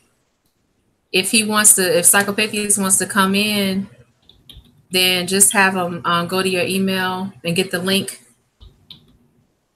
Put your email in there again if you want to. I don't know if it's still on the chat from earlier. You know what? I'm gonna go and air somebody out right now. Oh. Oh. Let me mute myself. This person has been experiencing some nigga. I'm gonna air your name out. My Great Society, 1984, 33. Katie, hold on. As soon as you started trying to say something, as soon as you tried to talk, your voice started going, it started borging you out. You know what I noticed though, KD84? You tend to have that electronic sound when you talk, brother. What are you using when you're on here? Are you using your phone? Are you using a computer? What are you using? I'm curious. I'm on my phone. That could be the problem. That could be the problem, but understandable. Yeah, try. Like a robot. Hey, KD84, brother, are you really human or are you really a robot? Because, brother, man, look, if I was a robot, I'd run circles around the world. You know what I'm saying? I ain't built like that. But okay, I'm gonna mute myself. You can go ahead. But back to my point, this is mod that was in Lisa's chat. The person goes by the name of My Greatness Inside of Me, 1984, 33. Bruh, I'm gonna air you out because you be coming on there with some freaking negativity. I'm sick of your negativity, you know what I'm saying? Yeah, you make your good little points and all that, but you said in the chat one time that you would like to quit on the black community. And you just keep speaking on this defeatist mind state, and you can't keep coming over here bringing that defeatist mind state over here to these chats, bro. Because what you're doing, you're spreading that defeatist mind state around the chat, and we cannot afford that right now, bro. If you're gonna go ahead and quit on the black community, bro, just get your own sisters to go ahead and leave. Quit. Wow. Yeah, I mean that's it right there, because someone said no more negativity. Who said that? Oh, Ryan. Over here making up words. Yeah, you're right. We don't have time for all that. Like, people who want to say something be so negative. It's like we can't.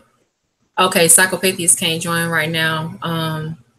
Psychopathia just asked. He said he said he's listening. He said, who is KD talking about? He must not have heard. It must have been going in and out for him. I'm familiar with that username though. Yeah, you know what I'm saying, Maurice, man. He coming up on Lisa's chat, and now he try to creep over there on True Royal chat. You know what I'm saying? Now he try to be calm on there, and now you know I'm on his ass. You know what I'm saying? Wait, what's the username? I didn't hear. My Greatness Inside of Me, 1984-33. That's the Yeah. Yeah, I think the name was different before it changed. Yeah, I know who you're talking about. Because the person making real slick comments and stuff, and I'd be like, get your ass out of here. Why are you talking? If you don't want to be in here, then go away. Nobody asked you, nobody forcing you, putting a gun to your head, making you come in. So if you don't have anything to say, ancient melanin, I got issues with you. Yes, I'm looking right at you. Like what? Like what?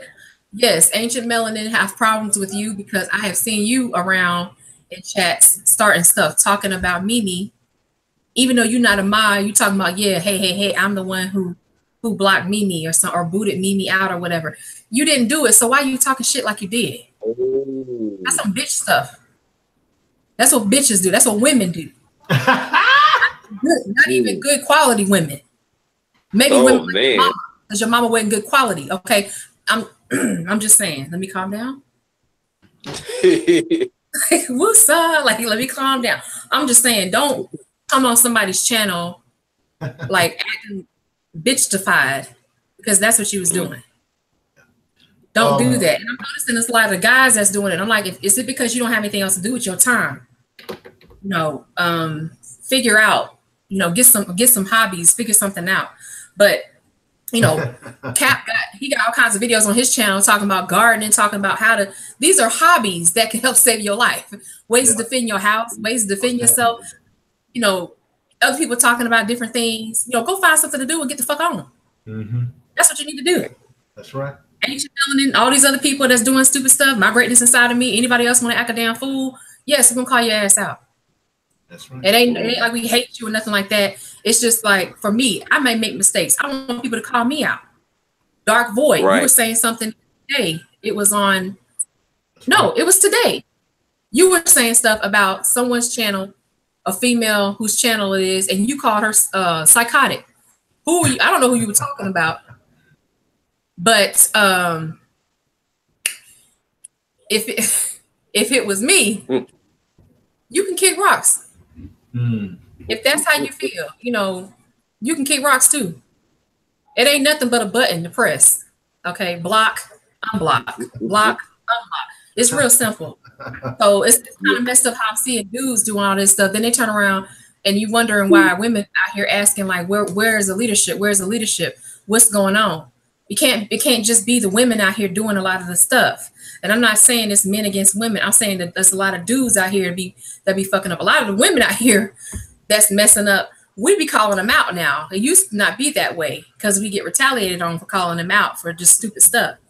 But I'm noticing a lot of the dudes are like, ugh, why? True Royal brought that up last night, and I agreed with her. I was like, okay, yeah, I see that now. Let's see, CRU reality. Oh, go ahead, Maurice, if you wanted to say something. I'm sorry. Yes, Keisha. No, actually, I was it's cool. No, yeah, I was just mainly saying that yeah, I was just saying there's a lot of YouTubers, including yourself, Nicole, that I listen to. You know what I'm saying? And I pretty much take everything that y'all say and pretty much incorporate it into my lives and when I do my lives and what have you. And then you know, even if there's like somebody's video that speak about negative about someone, I'm not gonna sit up there and say anything in their room. Matter of fact, most of the time, especially someone that I know who's a YouTuber that I listen to, I'm not gonna say anything. I would just walk right out of the room. You know what I'm saying? Like that one sister, you know what I'm saying, who got upset. She was really more upset at Radical Sister. And it was an information chat on Saturday, live on Saturday. You know what I'm saying? The one who got booted out. You know what I'm saying? She went out there and did her own live stream talking bad about Radical Home Sister and a few others, including myself. You know what I'm saying? I didn't find out until after she done her live. I was just in there for a little while, and then all of a sudden, oh man, she going off of her. Okay, you know, let me get out of here. No, I really don't want to hear all that. You know what I'm saying? I know the Radical Sister, she has a very good heart. You know what I'm saying? She's very good people. You know what I mean? So I was like, yeah, let me get myself out of there. You know, because it's not worth my time. It's not worth my energy. You know what I'm saying? And I pretty much like went back into information's live and pretty much listened to the rest of what they was talking about and what have you. You know. Yeah. It puts you in a difficult position. But you know, the other thing, Maurice, I'm glad you said that because it made me think of like before I started doing like making content, creating content here, I was just watching and it makes you uncomfortable, but you know, it puts you in a place where you're afraid to, or not afraid, but you're less likely to go back to that channel because of the fuckery. You know what I mean? You're like, well, damn, you know, if I want to deal with some BS, I'll go watch Love and Hip Hop. You know, I thought they were talking about something conscious. So the message, that's what I'm saying, the message gets completely destroyed because people in there talking mess, being stupid, just being stupid. Like if you don't want to be constructive at this point, I'm saying it for my channel. Information Man, True Royal, Lisa, everyone very responsible, very professional. Keep their channel going the way it should go. Everything runs smoothly. There's no issues. I mean, you have your technical difficulties here and there, but for the most part, it's very professional, and I appreciate that. Radical, even her Radical Home Sister, even Ajali, even her channel goes well for the most part with her lives and everything. You know, it's all kinds of stuff going on in the chat room. It's like, okay, and that's what I'm saying. It's hard to figure. It's hard to like see. Look, I'm looking at you, and I can't look at the chat room at the same time. You know. Yeah, but at the same time, you have to recognize at this point, if you're not being constructive, I don't want you on my channel. Yeah. Sister Everybody Nicole, else can do what they want to do. Can I say something real quick, if you don't mind?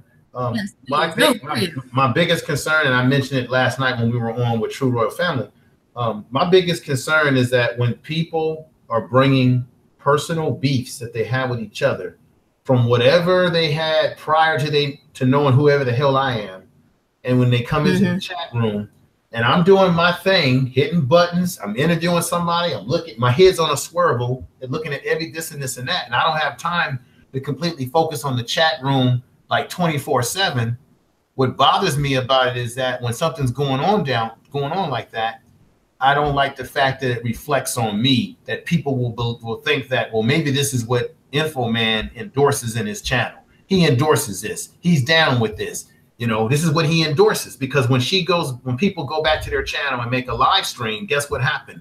My name comes out of their mouth. Well, I was at Info's channel and this is what happened to me. And it makes it sound like I'm an endorser of it, because these are people that are following me. So it's like a reflection of saying, okay, this is the kind of people that he running with, right? He running with people that are ratchet, people that's like coming having problems in there. And that's really bad, because I'm not endorsing any of these issues. People are simply bringing their problems inside the channel, and I don't like it. Keep that stuff elsewhere. Folks, let's focus on the content. We got enough like I said, we got enough to deal with in this world than to be fighting each other. That's foolishness. That's the best I can say. We have too many things to worry about, too many fish to fry. Exactly. Instead of worrying about frying each other. And how you gonna fry each other and we ain't got the power to get the oil, okay? Thank you. Thank you. It's futile to even think about as a possibility. You know, that's why I played the video earlier of Neely Fuller talking about being constructive. When you have Black people that's constructive, that goes against the design of the system. The system was not designed for us to be able to sit here, hash out our problems, moderate each other when necessary, and get things done. That was not the plan. And so let's just sit here right now having this discussion deviates from the plan, which is what we should work to do as much as possible. Yes. In the pursuit of justice, right? So I'm looking in the chat. I see Psychopathia. See, I don't know everything about everything. That's the other thing, you know. I don't know everything that's going on.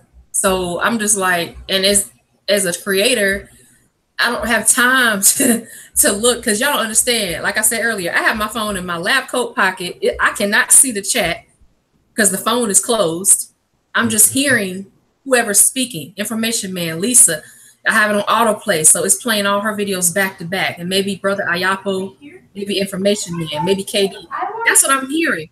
But I don't see the chat. So when someone says, so-and-so say something in the chat, what are you talking about?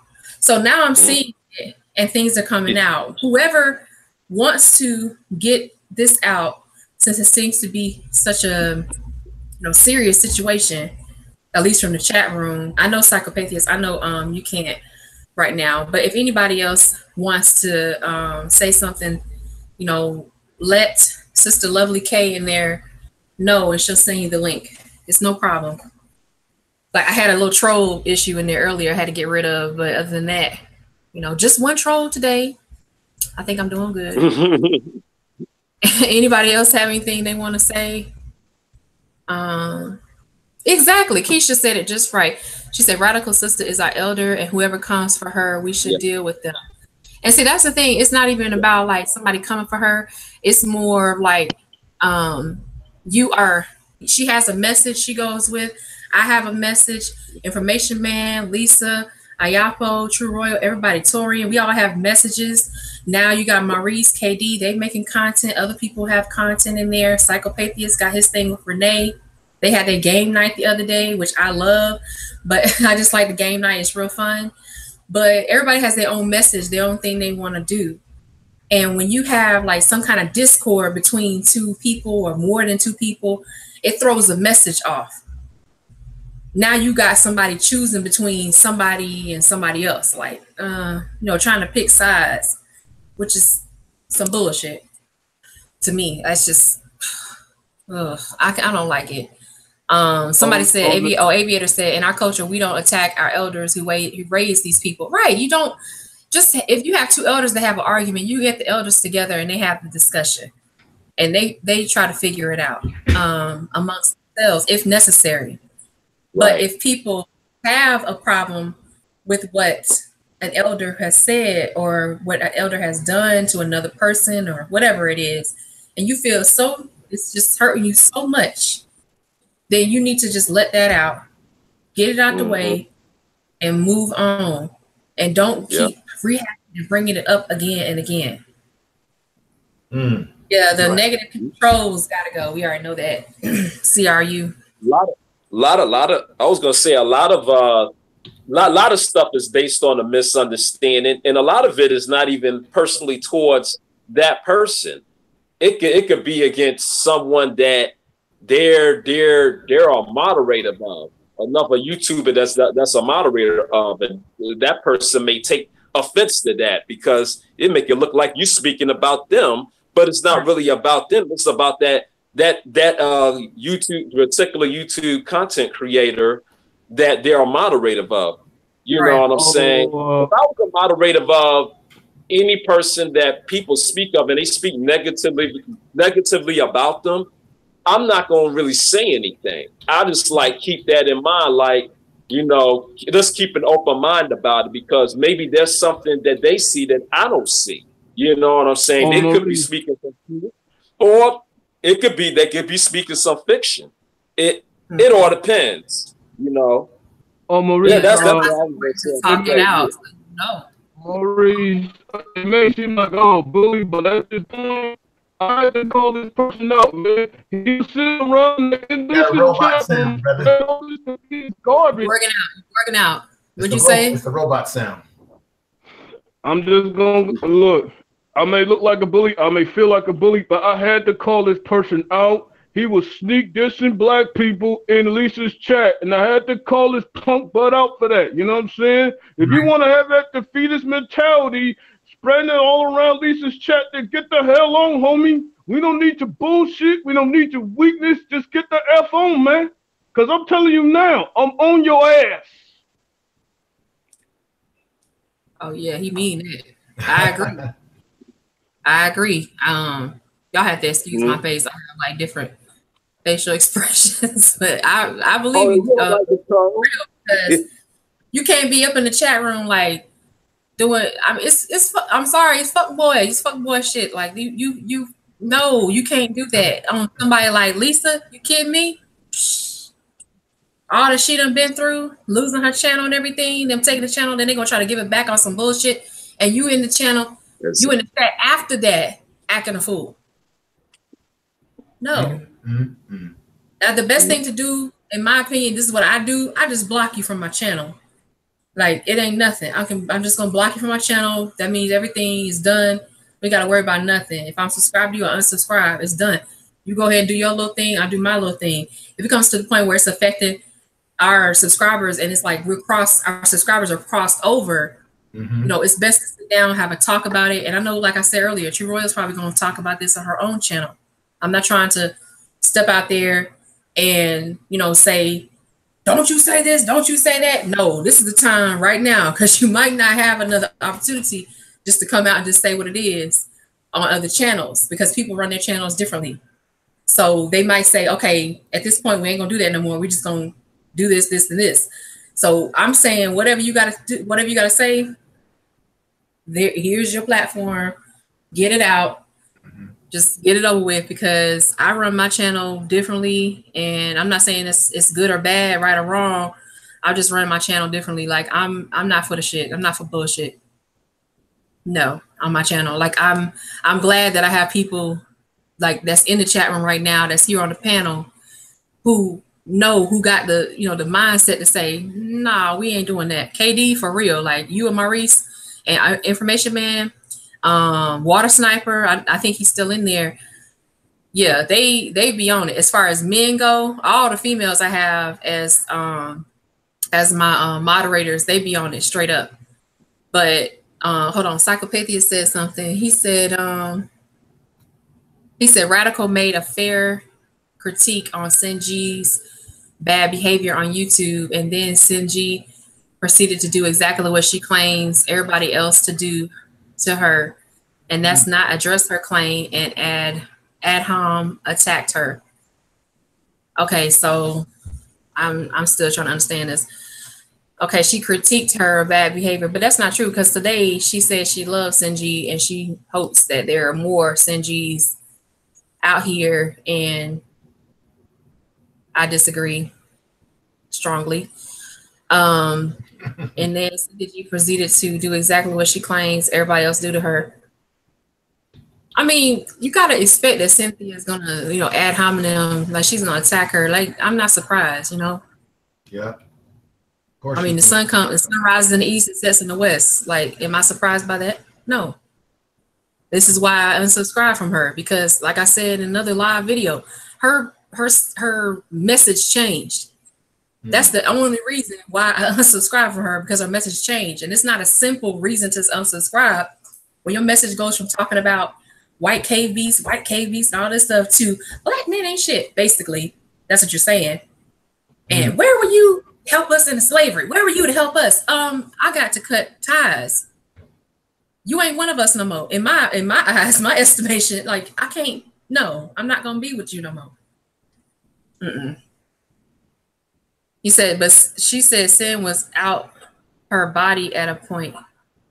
Huh? I don't know what that means. I don't know if that's what that means. Psychopathia said, I'm not surprised either. It just exposed exactly her hypocrisy. Some people live in hypocrisy. Angry Man was just talking about that the other day. Excuse me, he was talking about, just being hypocritical about stuff and having so many expectations of other people, and then you got yourself at a low level. Like, I ain't got to do that. I ain't got to do this. Everybody else got to do it though, but you don't. Everybody else but you. That's not right. Yeah, everybody else got to do this and do that. I'm doing this live, this hangout right here because I'm showing people like I don't give a fuck about all this other random negative stuff. I just don't care about that. Get it out the way. Like, I'm not the one to say, don't bring that to my channel. Oh, Master's gonna find out we talking. Get your ass up here and talk and get it out the way. That's right. Nobody has time for all this extra stuff. There's so many things, like Information Man, you were talking about today on your channel. We got people who are literally white supremacists running for public office. Exactly. We got white folks worried about dogs more than they worried about kids getting shot in the street. A woman that Torian talked about killed her husband because he took the dog. I think he killed the dog, so she killed him. Wow.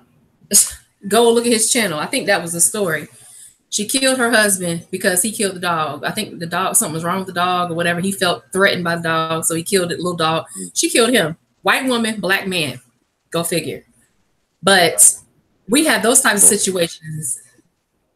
We have children out here who need help. Information Man knows about people in prison who need help. And people, with the jobs and stuff. You were talking about a list of jobs that they can enter into. Yeah, I'm going to be doing a video about that. I have the whole list, complete list, and it's legitimate, right. Very legitimate list. Yeah. Mimi said, we have bigger fish to fry. That's what I said earlier, too. Keisha said, I watched her old videos today and was like, what happened? Exactly. So anybody else, y'all in there doing a lot of talking. But y'all have to, excuse me, I do that a lot. I do that a lot. Y'all doing a lot of talking up in there, but I don't see y'all coming on the panel. So would y'all want to come on the panel? Let me know. Come on, come on the panel, folks. Come on, just come on in. Come on.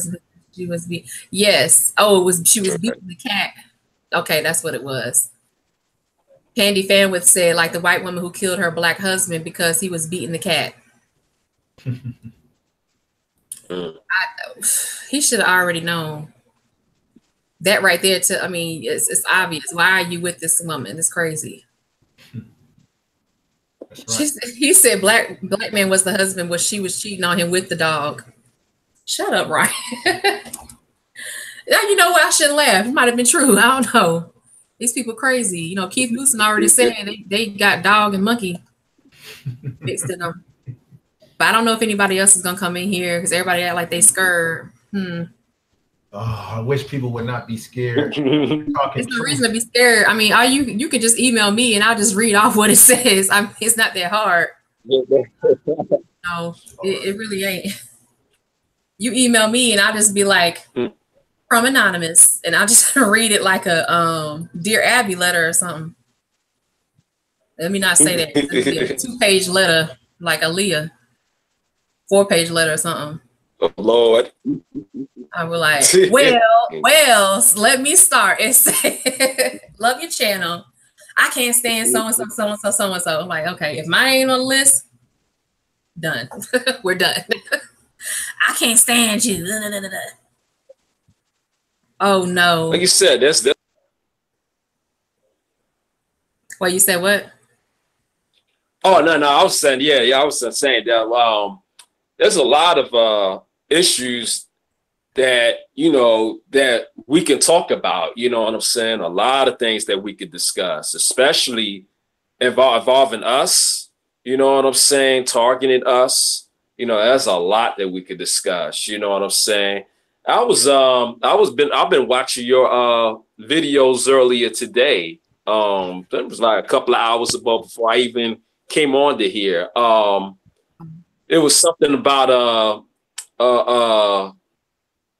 the body parts and what have you, you know, from the alien to the human and stuff like that. Yeah, they had that. And I was like, wow, I love your sarcasm. I was loving your sarcasm on that video. You know what I mean? I'm like, this is some crazy mess. I ain't gonna lie, I was laughing because it was just like, it was funny, but it was crazy at the same time. Like, really? Yeah, I'm thinking myself, like, really, these people are really crazy.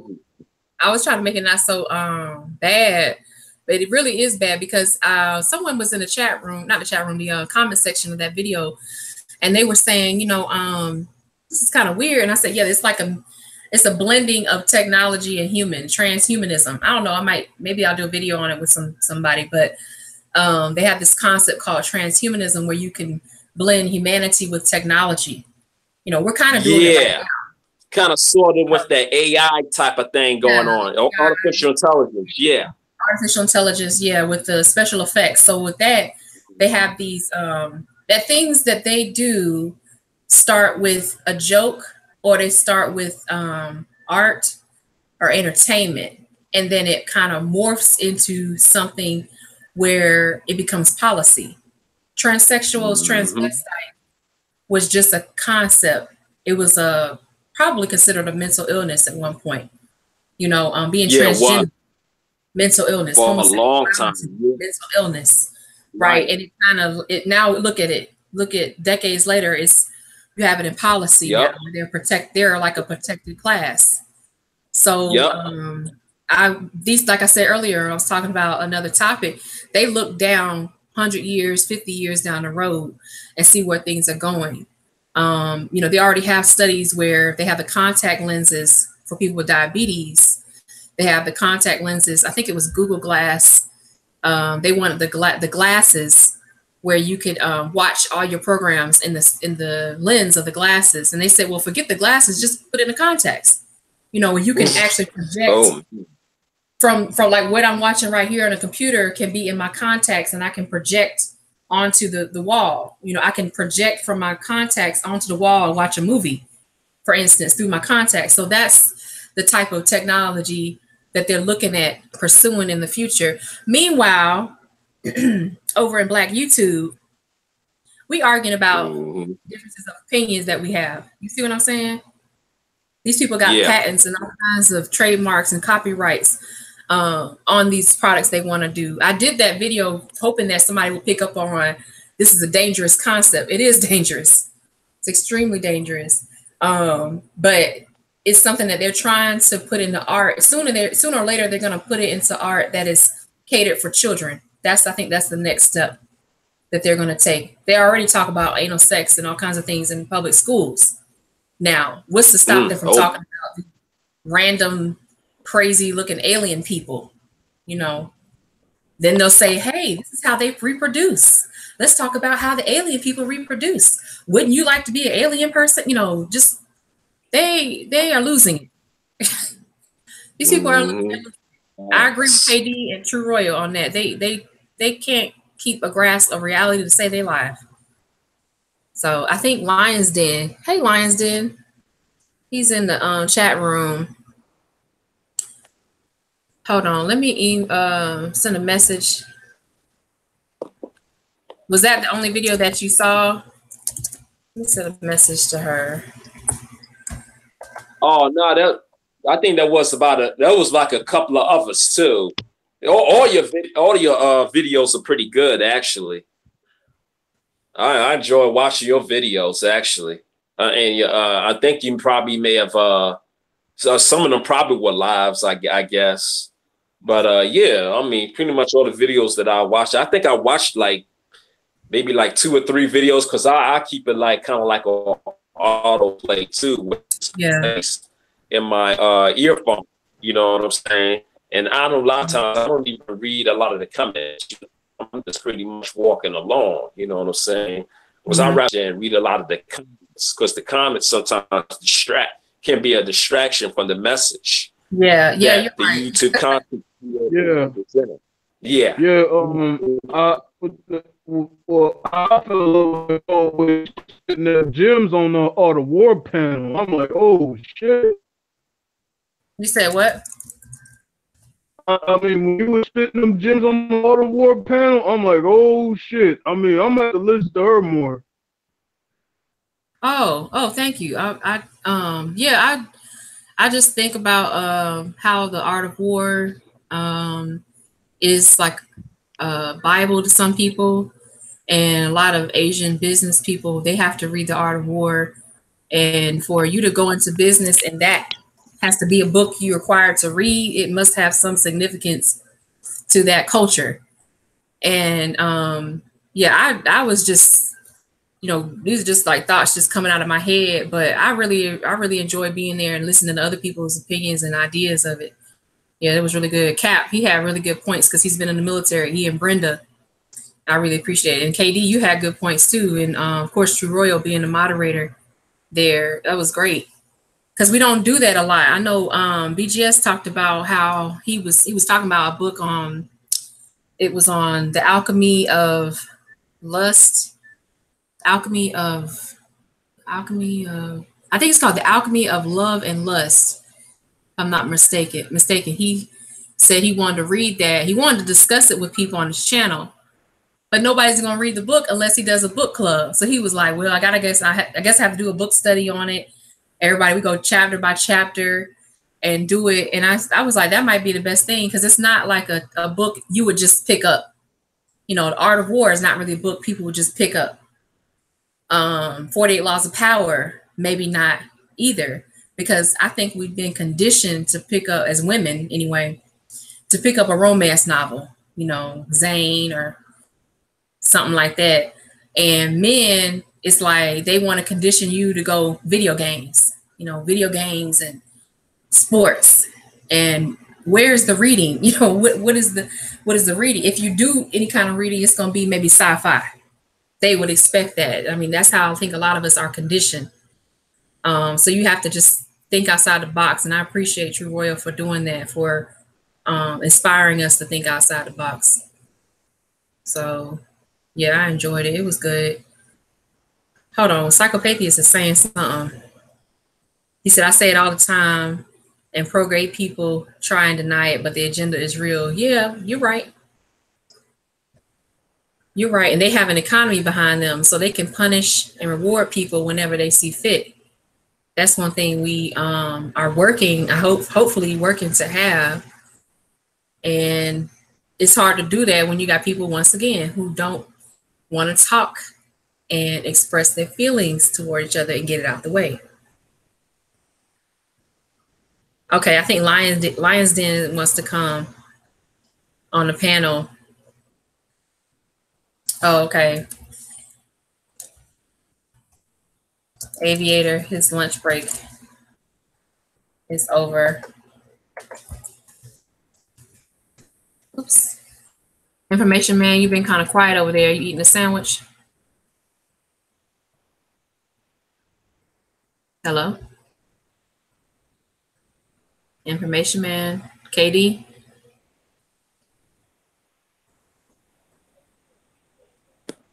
Hello? Maurice? Oh, I hope they're still here. Okay. Yeah, I'm still around. I hope they still KD eating a sandwich and information man chewing gum. Oh, I'm here. I had to. I'm here. Oh, okay. I had to give my daughter. She had give her dinner and everything, so I just muted myself so I don't disturb the audience. So anytime I disappear like that, I'm dealing with father duties. Just keep that in mind. Oh, okay. That's saying you chewing gum and KD eating sandwich. I mean, but Nicole, I'm just gonna say this. You know, I'm not the one that this is not the time for me to play nice. You know what I'm saying? Some may say I have a cold heart. Some may say I'm a bully. But this is where the separation must begin. You know what I'm saying? We got too much fuckery and fucking around going on, man. If you want to go ahead and pussy out, just go ahead and pussy out. You know what I'm saying? Stop going on people's live stream, you know, with this defeatist mind state, and then switch it up on somebody else's live chat, man.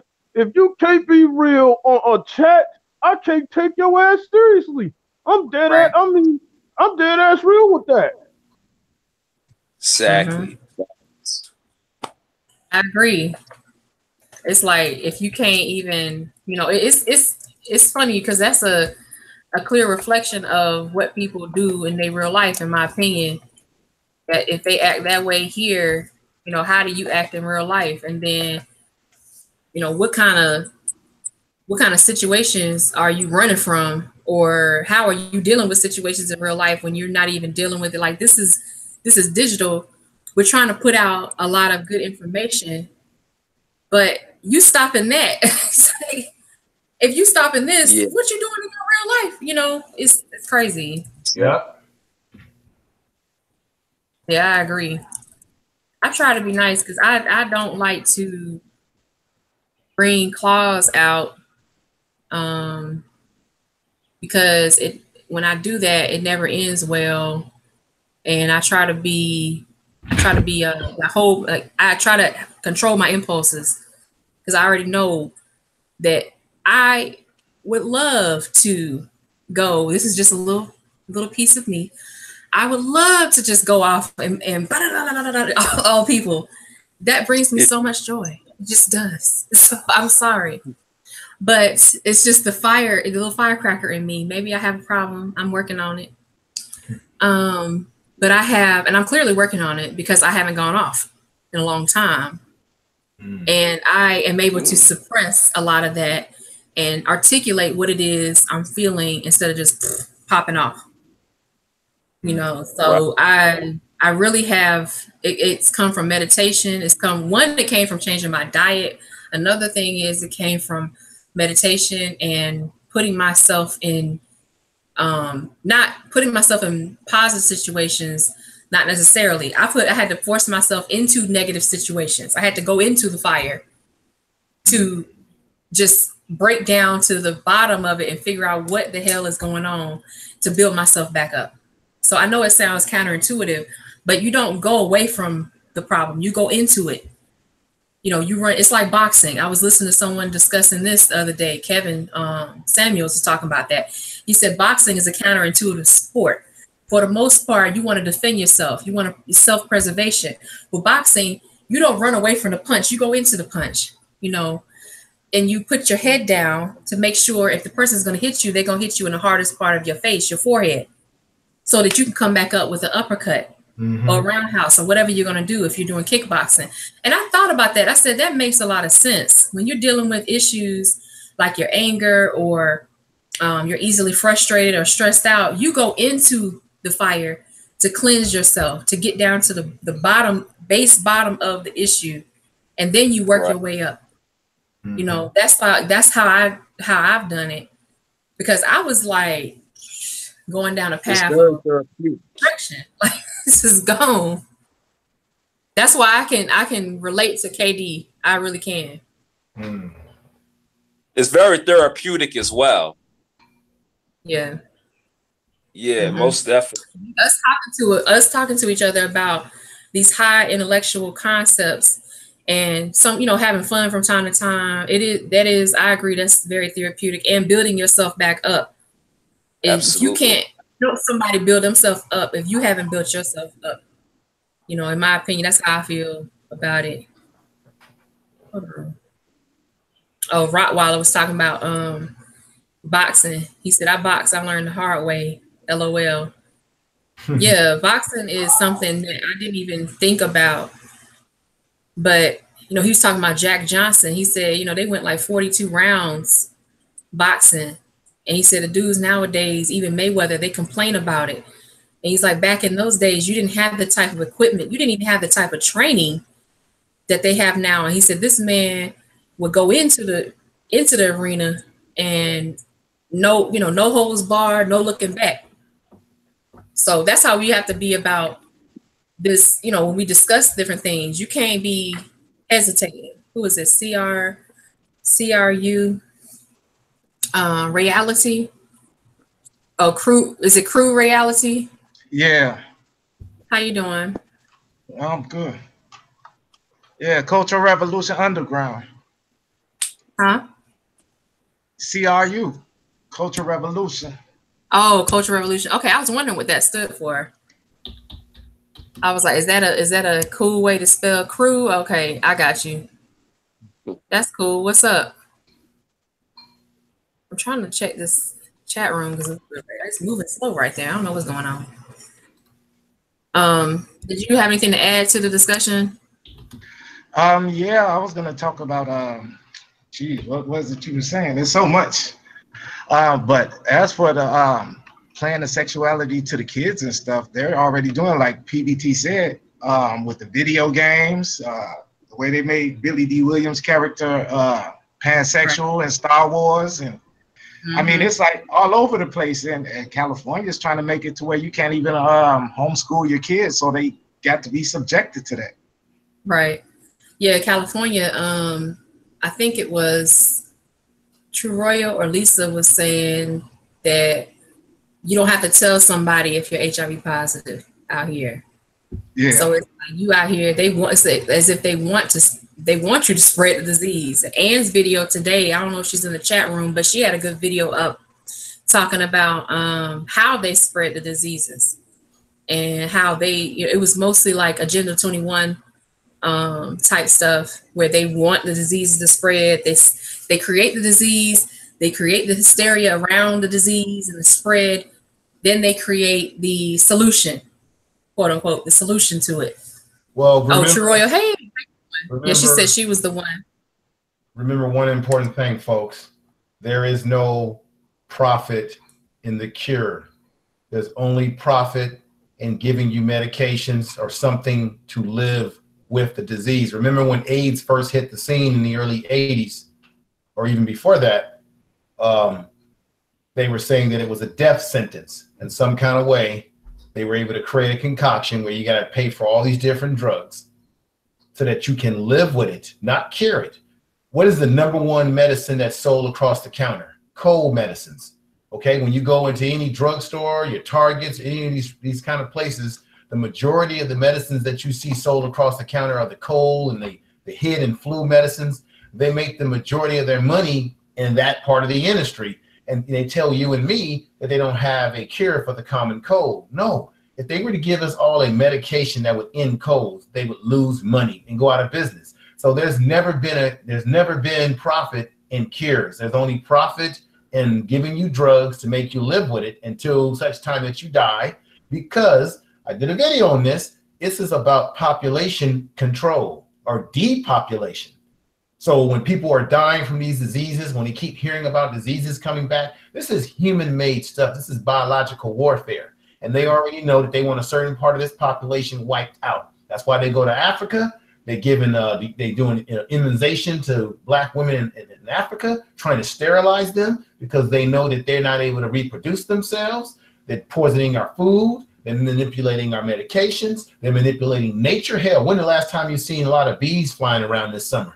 There's a lot of stuff going on that is systematically planned and designed for our destruction. Mm-hmm. Yeah, they have the U.S. patent for the Ebola virus, and a lot of times they'll have the patent for the virus, but not necessarily a patent for the cure or treatment. As Information Man said, they have the treatment, and a lot of people that were there, if we're just talking about these diseases, for Ebola, for instance, they the people that were there, the villagers, after a while, they recognized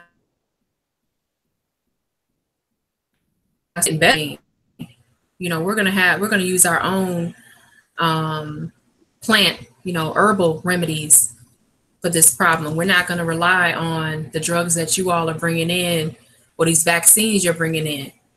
And that was, I think, a really good idea that they did that. Hey, Lions Den, how are you doing? Hey, Sister Nicole, how's it going? It's going good. I'm trying to. Are you gonna play some music? Hey, brother, weren't we scheduled to do a stream on that Gerardo Henderson tonight?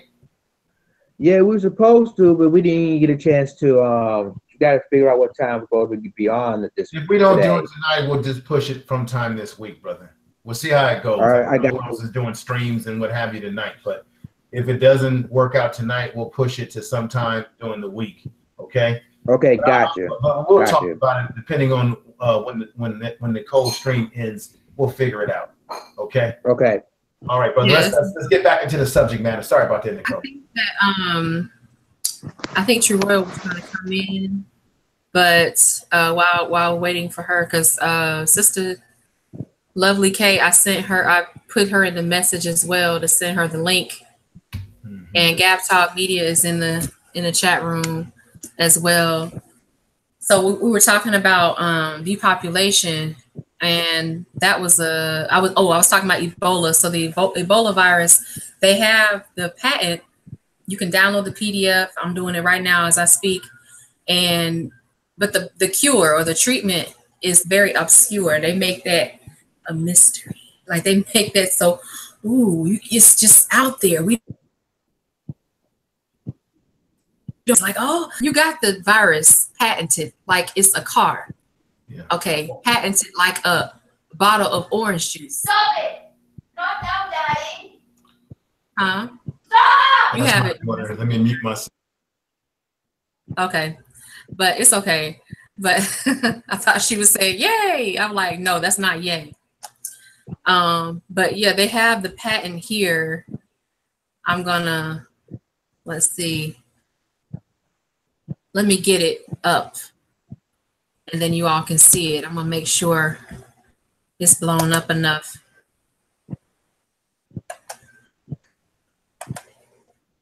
And then, yeah, so y'all let me know. Just say yes if you can see it on the screen. Yeah, I can see it. Oh, yeah, I can see it too. Okay. So it says U.S. patent application publication. So this counts as a medical publication. You have the U.S. patent number right here, publication number right here. It says 2012. They didn't start having issues with Ebola until like 2014 or something. So like 2 years after this was patented. Oh, of course, they have to make the disease first, and you gotta make it first. You gotta have a test population. So it says human Ebola virus species and compositions and methods thereof. So the compositions and methods are the different formulations or gene sequences of the virus species, and the methods are how they tested the virus species. For instance, so let's see, we go to, now if I search Ebola, it's gonna come up like 1,000 times. But if I search up like methods, maybe something will come up there. So we got compositions and methods, inventive methods, which means they made these up. that helped them to detect and treat the Ebola infection. The Ebola is Ebola Bundibugyo virus, which I've never heard of until today. They always say Ebola. Bundibugyo is different than, I guess, the Ebola they were talking about, or maybe it's the same. I'm not sure. But you go through all this. This is 117 pages long, which is usually how it is. They went through a lot of work to put all of this together. And they're going to act like, well, we don't know what's going on. Hold on. Let me go back up here. Here it is. So this is the where they talk about the formulation of vaccines and antivirals. They have fragments derivable from the virus according to the invention, preferably the GPL, NP, all these different virus proteins. These are viral proteins. VP24, viral protein 24, viral protein 30, viral protein 35, 40. And they're all described based on certain polypeptides encoded in the nucleotide sequence of sequence ID numbers 1 or 10. All of this. They have the open, this is the preferred bounds and meets of open reading frame. Open reading frame is the part of the gene that is used to produce protein. That's the active part of the gene, open reading frame. So yeah, they're not playing around. They know what they're doing.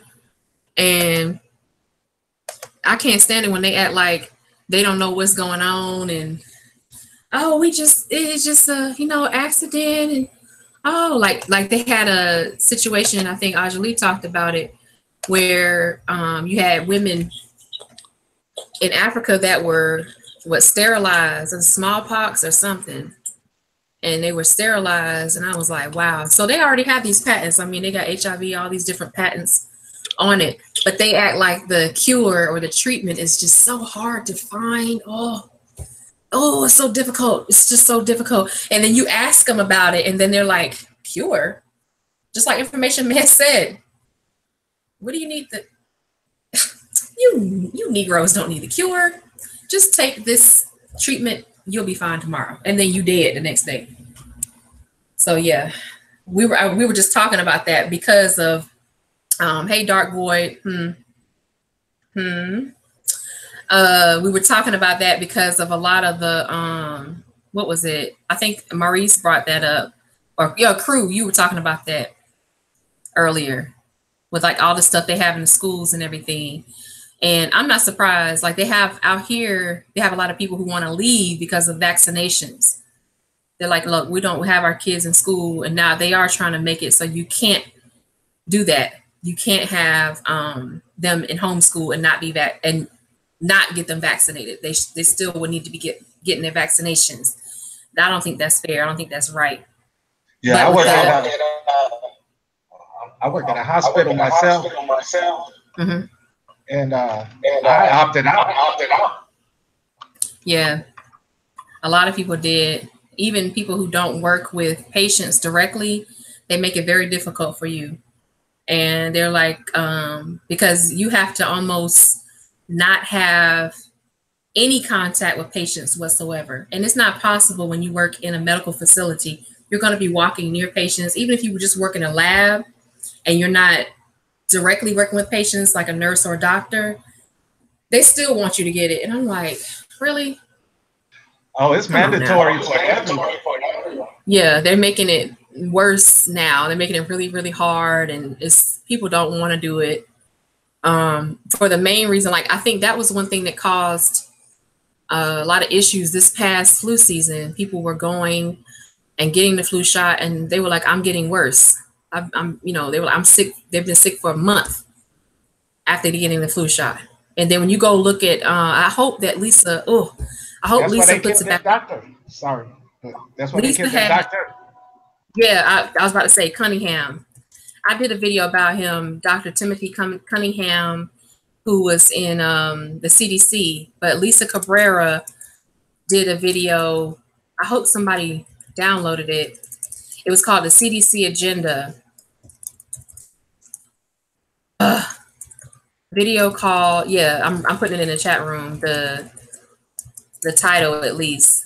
the CDC agenda. Maybe she watches it or someone, asks her to put it back up. That would be great because it had a whole lot of information in there. She went into a lot of detail. It was over an hour. It was really good. And I listened to that when I was at work and I was like, dang, Lisa, you going all the way in on this stuff. That's how I knew to look this stuff up with the patents and everything. I didn't know that before. And I was like, wow, okay. Somebody that spent enough time to write 117 pages worth of information, especially when it's coming to science, on an epidemiological, medical field, on that level, they're not playing. They got billions of dollars behind something like that because it's not just for the US, it's worldwide. So I don't know if, who is this? There's what is this? Oh, Information Man. Oh, he must have turned his camera. Okay. I was like, is this a little bed or chairs? Oh, that's you. Okay. I was like, what is this? But yeah, I think that, I don't know, True Royal's coming in. Oh, she's saying, wow. Oh, okay. My bad, Lions Den. Did you have something you wanted to say? Lions Den, you got to unmute yourself. I'm sorry, Queen. I got a lot of stuff on my mind right now. Just did some stories earlier, and I don't know if you heard about the story about a rapper named Triple X. This young, about it earlier. Yeah, was gunned down earlier today. He was only 20 years old. Basically, he was there trying to look at motorcycles. He was trying to think about buying a motorcycle, and when he come out, the assailants was straight killing him, and they still didn't know what happened to him. Police is still under an investigation. So I was doing a lot of stories on that today, and then I did a live stream confirming his death. So it was just crazy. Yeah, I did. I didn't do a live stream about that, but Water Sniper was asking me earlier in the chat room about it. So I just went ahead and if you watch the playback, I put up the article real quick, went through the article and looked at it. But yeah, I didn't know. What was it? He's the guy who had a video where he was hanging a little white boy. Yeah, pretty much. Yeah. Oh man, that's messed up. They were talking about it could have been a robbery. And I have not heard any of his music, but my condolences to his family. Because I was looking like I heard it was on my live earlier in the car, and I was like, I don't know who this is. They said it was they said it was a robbery, but here's what's so strange about that story, that they said it was a botched robbery, but all the stuff was still in his car. So it was kind of weird that they said it was a robbery and there's nothing's been taken out of his car. Yeah, it's like an inside type job or something. Yeah, it was like a setup or a hit. Yeah, something's wrong with that because you were mentioning Zach. What was Zach TV? It was Zach TV. Mm-hmm. He was killed in Chicago. This guy in Miami. Handy. Yeah, I know it was a murder, Big L. But Handy, I'm trying to piece things together in my mind. Like, you did a video where you hanging a white boy, and I'm sure there's other stuff he's done too. As far as his music is concerned, I'm not familiar with his music. And then you have Zach before that, he gets killed. It's just real weird. All these things happening. And he might be 20, 21 years old. He's not even that old. Yeah, he was 20. He was 20 years old. Wow. He was a baby. Oh my goodness. Yeah. Then you have Tyreek, when they swatted him, they was trying to kill him. It's so much stuff going on. They real desperate. That's one thing I do know, is that they're really desperate, and whoever's out here doing this crazy mess. And I don't know who did it with the dude, so you know it is what it is. But I hope they find out who did it. Do they have anybody, like, as far as a person of interest of who did this to the guy? Well, they don't know. As far as I know, they basically still under an investigation. They still, because there's multiple reports said that he was killed earlier in a drive-by shooting, and now they said that it was like a robbery gone bad. But unfortunately, with that story, that nothing's been taken out of his car, so it couldn't be a robbery. So more than likely, it's sort of like someone that want to get him. They probably know where he was and just go ahead and just try to take him out. But like I said, the story's still under investigation right now. Yeah, right. Let me just say something. Lions Den. Let me get my I'm personally sick of these type of stories. I'm sick of hearing about the rapper or some individual who got caught up in something where they end up dead, or you got Zach TV. He got mistreated in Chicago. I'm so sick of hearing about these stories about this, and we got so much as a people that we need to be concerned with. So much we're dealing with that I hate these stories when you have these stories where somebody ends up dead in some mysterious way. And 9 out of 10 times, you're not going to get an answer to it, okay? 9 out of 10 times, when you start going deeper into these stories, it could lead you to areas that, I mean, I've heard some brothers talk about this, that it could lead you to areas that you don't know how deep the rabbit hole goes with what's going on, you know? It could lead you. So you got to be careful with these kind of stories. I think there was an incident with a brother that was a well-known YouTuber. Yeah, talking about yeah, and I was listening to Super Sly 75, he said that he had to hold his horses on some things because he started doing research, and it got him into areas that got him to the point where his family could be in danger, because you don't know what a lot of these folks out there in the streets are getting themselves into when you begin to report on the street level type stuff. So I'm not saying to be scared, but you got to be very careful, because one, we don't know what the brother was into.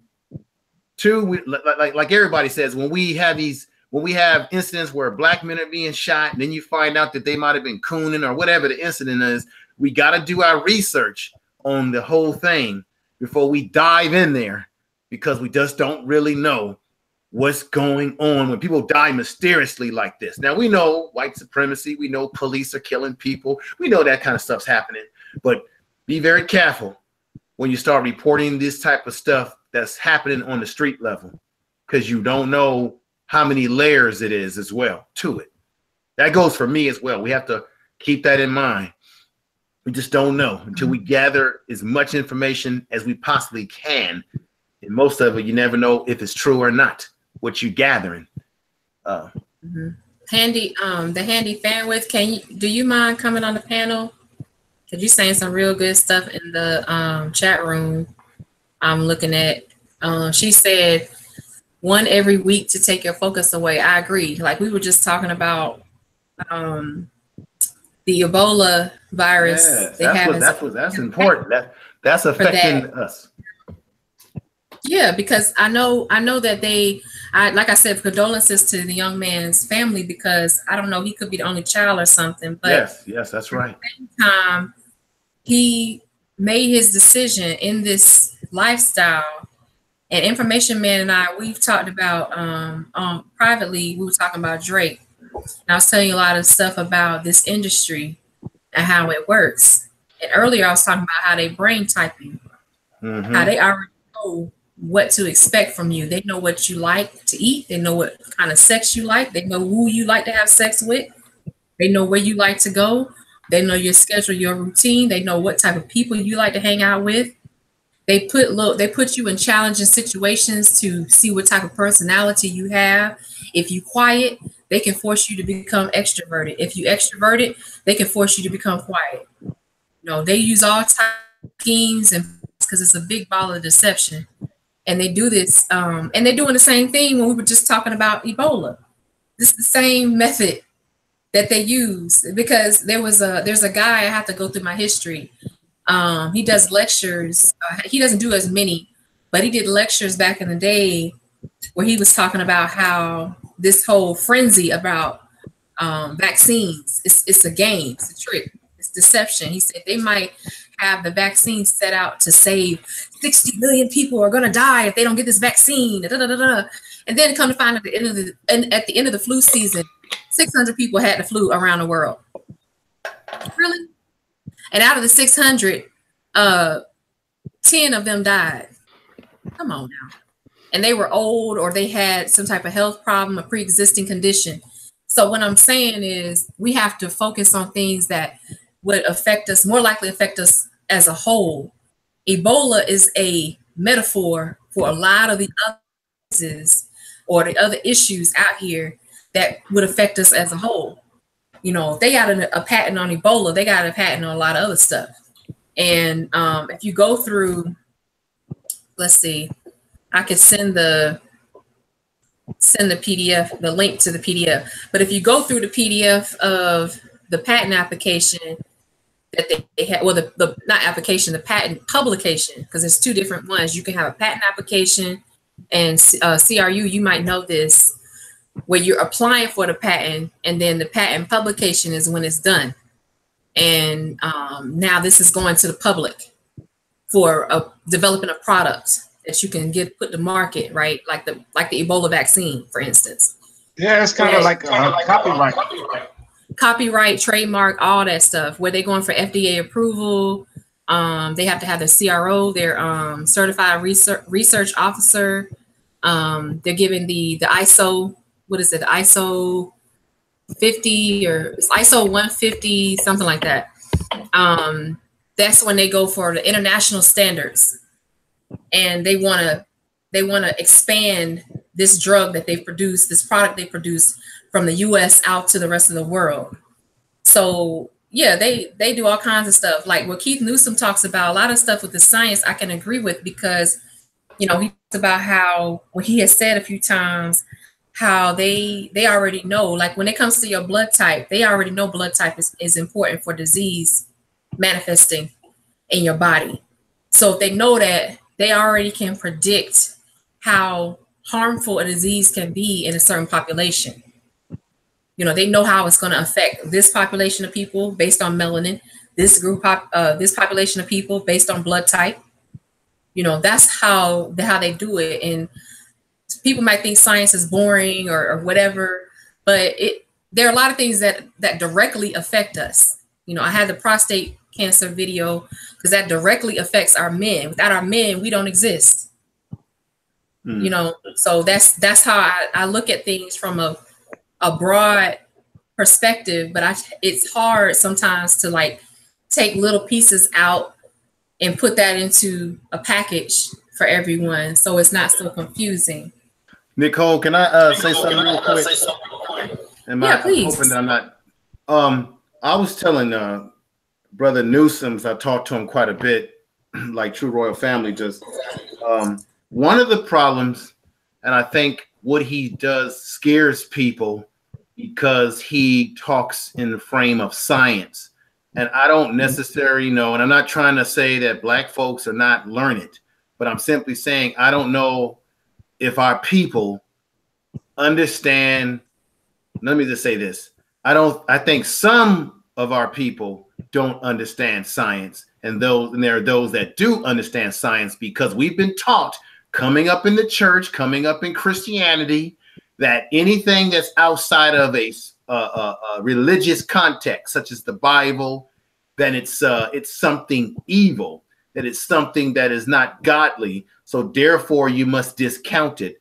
I'm here to tell you that science and spirituality is one and the same. Our ancestors used it. I agree. The Dogon used it. That's why I don't subscribe to any religion in terms of organized religion. Spirituality must. Organized religion, for me, is a no-no, because most of it was somehow put into our minds and conditioned by it. And I'm here to tell you that if we understand science, we'll understand God even more, because everything that's in science is the power of God, whether it be the minerals in the ground, the protein that works our computers, our cell phones, whether it be the minerals, the particles, all the stuff in science is a part of God. How can it not be if God created this planet? And this planet was created through black holes, which are made of melanin, which we are made of. So we can't be afraid of science, because we are the walking, talking embodiment of God's science.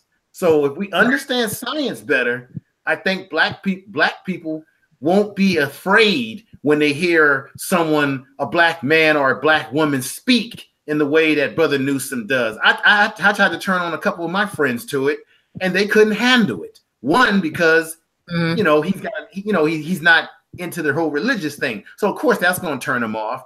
Two, because he's talking science, and a lot of us, whether we want to admit it or not, we get scared of science. We're scared of it. We don't want to deal with it. We only want to deal in Jesus and Muhammad and all this other stuff, and all this old pray with beads in your hands and bow your head down and open up the good book. We're so conditioned to that, because that's what they want us to focus on, is just these organized religions, get you away from science, which gives you a better understanding of how you fit in the universe. And therefore, when someone like yourself is speaking, Nicole, or Keith Newsom, or any of us, they'll say, these niggas are crazy. They don't know what they're talking about. Let me get the hell out of here. Turn the channel. And we're scared. That's exactly what they want us to be. Scared Negroes, just like we're on a plantation again.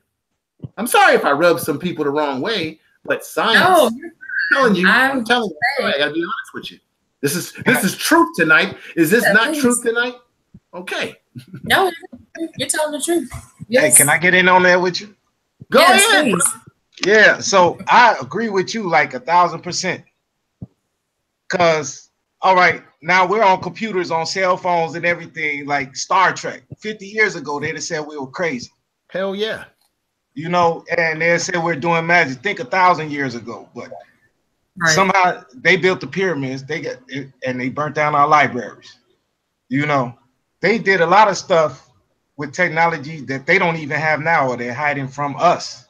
But if we get back to like how we're supposed to be as a family, uplifting each other, I swear it'll be nothing to us. It'll be like cooking a hamburger or something. Keep this in mind, though, brother. The white man doesn't have technology like our ancestors had. Do you know pyramids were built from the top down, not the bottom up? And nobody builds structures like that in this modern society from the top down. However, and I'll give you this one too. There's no computer made in this world that can read and break down a pyramid. They have no understanding of it, because our ancestors built that shit on a metaphysical level.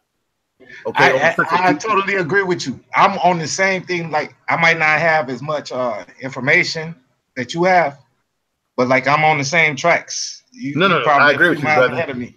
Yeah, and let me just let my brother Lions Den know, because I know he's of the Muslim faith. This is no disrespect to anybody who has a certain religion. Your relationship to your God is your personal relationship. I'm simply saying my thing for me is spirituality. What works for me may not work for other people. So what works for you, if it's working for you, it connects you with your God or with God the Almighty, then that's great. I just have found in my 48 years on the earth that, and I'm really a product of my mother, because she never really exposed me to a lot of religions. I've been exposed to religions, but I never went to like a church or stuck to one thing. I kind of saw all the different religions and said, you know what, there's things in Islam that I do like. Hebrew Israelites, they have principles that I do agree with, or that I do feel is important to incorporate into my life. So I take what's the best out of each thing and incorporate it into my life. But do I have an allegiance to any one thing? No, my allegiance is to God, and my spirituality is individual, is my relationship. And my relationship must be with everything: the earth, the planet, the moon, the stars, the trees outside, the science as well, which we as Negroes got to stop being scared of, because that science is God-given. That's all I'm trying to say. Right. And I'll be quiet. mentor years ago, he told me that you're a scientist when you realize that, you know, we're only trying to figure out the puzzle that God has set out before us. You know, it's pretty much how he said it. He's like, God already knows the puzzle. He has the box and he dumped it out, and now you have to figure it out. And that's what science is about. You do experiments over and over, and out of like 20 or 30 times, it might work twice. So your odds are pretty bad. But when it does work and you can repeat it and you can reproduce the data, that's when it means something. And that's when you can show, okay, you're not only showing that it's a trend, but you're showing it's a pattern. You know, it's like human beings have patterns. You know, bumblebees have patterns. Everything on the earth has a pattern. The structure of melanin has a pattern where it is in sync with the rotation of the earth. And I know the Dogon know this already. I know a lot of ancient civilizations know this already. But this mentor of mine, he's Pakistani. He's not African. Okay. So when he said this, he left out an important part. They don't know what it really is. He was saying, you know, God has the box to the puzzle, which has the whole picture. And we have the pieces that are all jumbled up, you know, messed up. They're old. The paper done fell off, and we have to just do it by shape and not by color. And I'm looking like, yeah, but there's things that your people don't know that my people know. And just like on Keith Newsom's live the other day, we're not going to tell you the secrets. You know, we're not going to tell you the secrets. There's a lot of things about melanin that he may not know that I can learn while on these different channels. There's a lot of things like blood types that he didn't know that I'm learning now from Keith Newsom. And the other thing I will say is my dad says, he's ex-military. So he says, if it's something that's going to help our people as a whole, they will make it illegal. They will make it hard to get to. They will make it like something that is almost untouchable and something that you cannot conceive. Or they'll make it, and meaning that they'll make it seem like, you know, you just thinking about something outside the box, everyone will call you crazy. You know, you're just thinking about energy and how to possess different energy, how to transform energy. They'll be like, oh, this person's crazy, like whatever. They're already indoctrinated. You have to kind of leave them behind or just not deal with them as much when you're discussing the energies and discussing different things. So it's all science. Yeah. You know, scientific method is you see a problem, you state a hypothesis, you do your methods, you run your experiment, you analyze what you did. Yes. You know, you make a difference and a prediction for the next set of experiments, and the cycle continues on and on. That is life. When you're born, up until the day you die, you're supposed to always, and of course, the Lion's Den, you know this, you study from the cradle to the grave. So, you know, all of that, as you're studying from the cradle to the grave, all of that is science. Anybody in here is a scientist. If you are living on this earth, you're a scientist, and you're a sentient being, you're a scientist, pretty much. And because everyone has God within them. If you have God within you, even the plants outside have God within them. They're not necessarily sentient, but we have God within there and within us, and that makes us have the ability to be a scientist. That makes us, we're naturally supposed to ask questions and put forth steps to answer those questions. Arguing back and forth about a bunch of mess, you going against, to me, going against God's order. Well, I just feel that everything you're saying is absolutely on the money, sister. I believe when we have negative, try to get negative people out of your life. Remove them out of your life. It could be even family that you may have to remove out of your life, and that would be unfortunate, but it will do you better good to keep negative people out of your life that are lowering your frequencies. Don't let it happen. And when you have people who come into the chat room and cause disruption, when you have these trolls, they're simply trying to lower our frequency to get to a higher plane of life where we're trying to go. So I would say get the negative people the hell out of your life, move forward. You're either going to be a benefit to me or you're going to be a trouble for me. And if that's the case, I must remove you out of my life. How many of us are prepared to do that on this panel speaking, or those in the chat room? How many of us are willing to say, I got to clean house of some shit? Right. Hey, sorry. How many of y'all read The Alchemist? The Alchemist? No, I Paulo haven't read Coelho. it. Now I'm gonna have to read it, brother, because you said I have to write it down. Yeah, so he's like a Christian, but he's saying the same thing we're saying here. You know, he was on a journey, didn't know where he was going. You know, Melchizedek, and he guided him on the way. Melchizedek, I guess, is God and Jesus too. You know, if you read the Bible like that. But it's the same thing. You are the gods. We are the gods. We can create, but we have the will. We just have to follow through with it. Oh, Mitch put in there the Kabbalion. Yeah, there was another one I was gonna read. It's called Lucifer, Leviathan, Lilith, and Other Mysterious Creatures of the Bible by Joel R. Souza. It was published 2017. I think you can get it for free. So I'm gonna put that in the chat room. Go ahead, finish if you wanted to keep talking. No, I was just going to say that I agree with that, brother. I actually listened to what you were talking about, Nicole, the Cabal. I listen to that at night sometimes before I go to sleep so that it can get into my self-conscious, the committed knowledge, all those sort of things. I want to get that into my head because I've been telling folks, everybody saw me out there. I'm on a journey and I want to meditate more, exercise more, eat better. Okay, get out there and let that neuromelanin get juiced up by the sun gaze more, so that I can break myself at some point in my life to remove myself from just the barriers of being in this third dimension we call the earth, things that I can see, touch, and smell, what have you. I want to take myself, my mind, remove myself from the body and take myself to another plane, a higher spiritual level. That's going to require me to make a sacrifice in my life. That means what? The foods that I'm eating that are affecting me, the GMOs that are affecting our natural body chemistries, all right, affecting I always say this kind of funny, our pineal gland, right? Everything that's impacting us, the noise pollution. Do you know that late at night between 12 o'clock midnight, that's when I get my most inspirational thought. I feel a lot more at peace because all the noises and negative frequencies that this beast has created in this world is all shut off.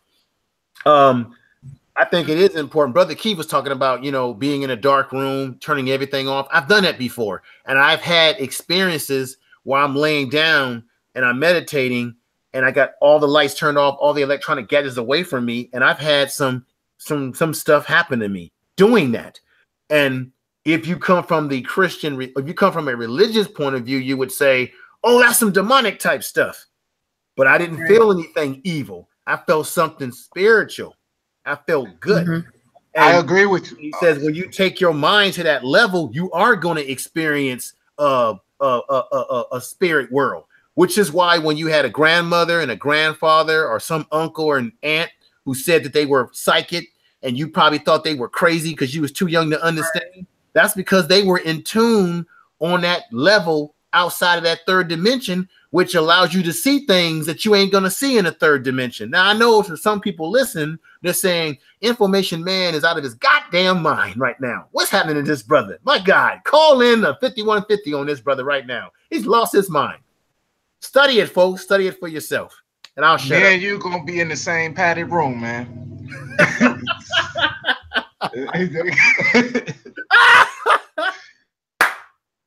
Because I agree. My granny, my dad always used to tell me, like, she'll see stuff like 10, 20 years in advance. Wow. And it's like, even all these books you read, Robert Greene, 48 Laws of Power and all of his 38 Laws of War and whatever, he's still telling you the same thing. Cut off the lights, put the notebook next to your bed and think. You guys back? You can solve everything. Is everything okay, Nicole? Is everything okay? Yeah, just cut off. I was just saying that that's kind of weird. Well, it's still showing on a video on YouTube though. Yeah. Yeah, I see it showing now.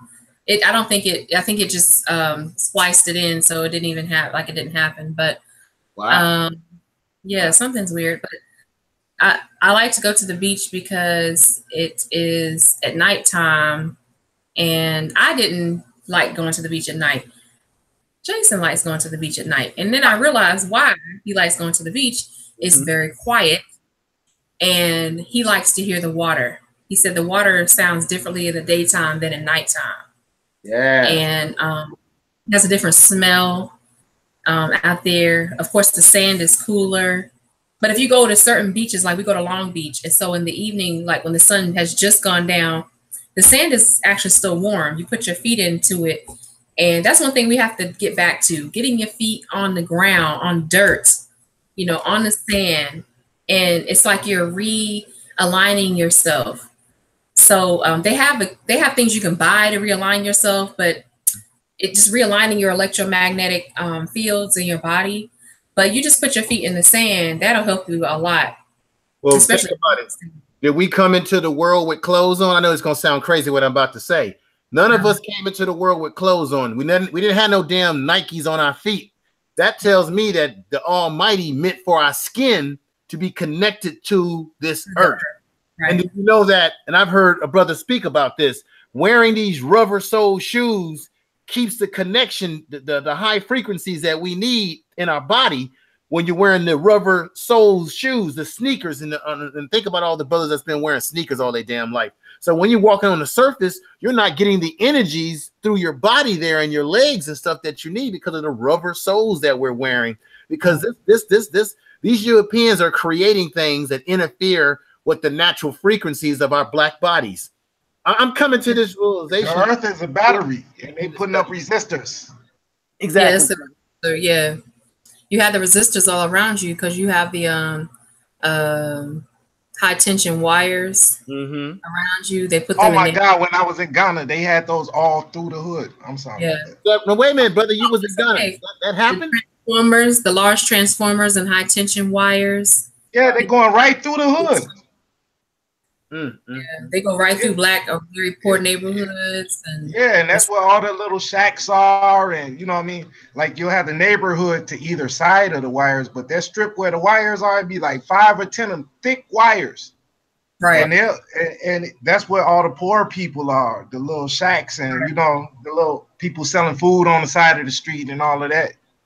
Yeah, all of that is a money-making industry because it's a long-term. Like I said, they work long-term. So in 50 to 100 years, a lot of the people out there, a high percentage of them are going to have cancer. They're going to need the treatment, not cure, treatment for the cancer, treatment for the kidney disease, for the brain tumors they have, for liver disorders or whatever it is. They're going to be more likely to engage in addictive activities because their electromagnetic field is off. They're under electromagnetic fields all day. You're under fluorescent lights at work. Then you come home, your house is covered by electromagnetic field all around your house. So you're less likely to think clearly. You're less likely to go read a book. You're more likely to watch Love and Hip Hop. You're more likely to sit and argue about things. Shahrazad Ali said it's going to come a time where we're not going to have time to sit around and argue and fuss. We're not going to have the luxury to fuss. Like the way she says it, it kills me. We're not going to have time to argue and fuss at each other. We're going to be eating beans. She said this. She said, the only argument we're going to be having is who ate the last beans. See, okay. I agree with you, but they're doing the same thing to us here. Where are you? I didn't hear where you were. Huh? No, I'm here. I'm here in the U.S. I'm not gonna state my. Yeah, I'm way in the country around a lot of white folks though. The only black folks out here is Africans. Like for the most part, like I've only met like one black American out here, but I'm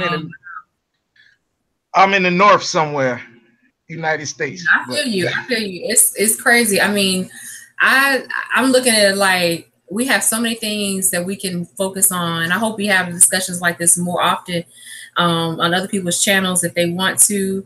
I know that like right now, I want to try to wrap it up. I think, who was that? Yeah, handy fan with. She was saying yes, real dirt. Yes, going in the real dirt. There's nothing wrong with that. Like we used to play in the dirt. Now all of a sudden we can't play in dirt. Like, come on, doesn't make any sense. But if anybody has anything else to say, I have something to say, Sister Nicole. I yes, have a video. I have a live stream that I'm planning to do, and I'm going to need your assistance. This won't be this today, but I'm going to need your assistance because of your science background and your knowledge in that area. So I'll contact you privately. We'll talk about it. We'll put this project together. It will be. It should be live right now. It should be one that everybody will definitely get a lot of with your experience and knowledge. It will be great. So okay. I'll talk to you more about it. And I thank you for having me on the panel today. Thank you. Yeah, thank you too. Great having us on. I really appreciate it. It was great. Thank you for being here. I love everybody in the chat room. Hey. I know Keith is live right now. I'm not sure what the topic is, but you know what is Keith? It don't that dang matter. So y'all go over there because you know it's gonna be good. Y'all go ahead over there. We're gonna have another time to discuss to hash out any differences we have. I know some people weren't in there, so don't worry. It's gonna be another time that we can do it. And I'll holler at y'all later. Y'all have a good night. Everybody be safe. Thank you once again. Happy belated Father's Day to those I didn't get to say it to yesterday. And I love y'all. Y'all be good. Good night, y'all. Thank you. Bye.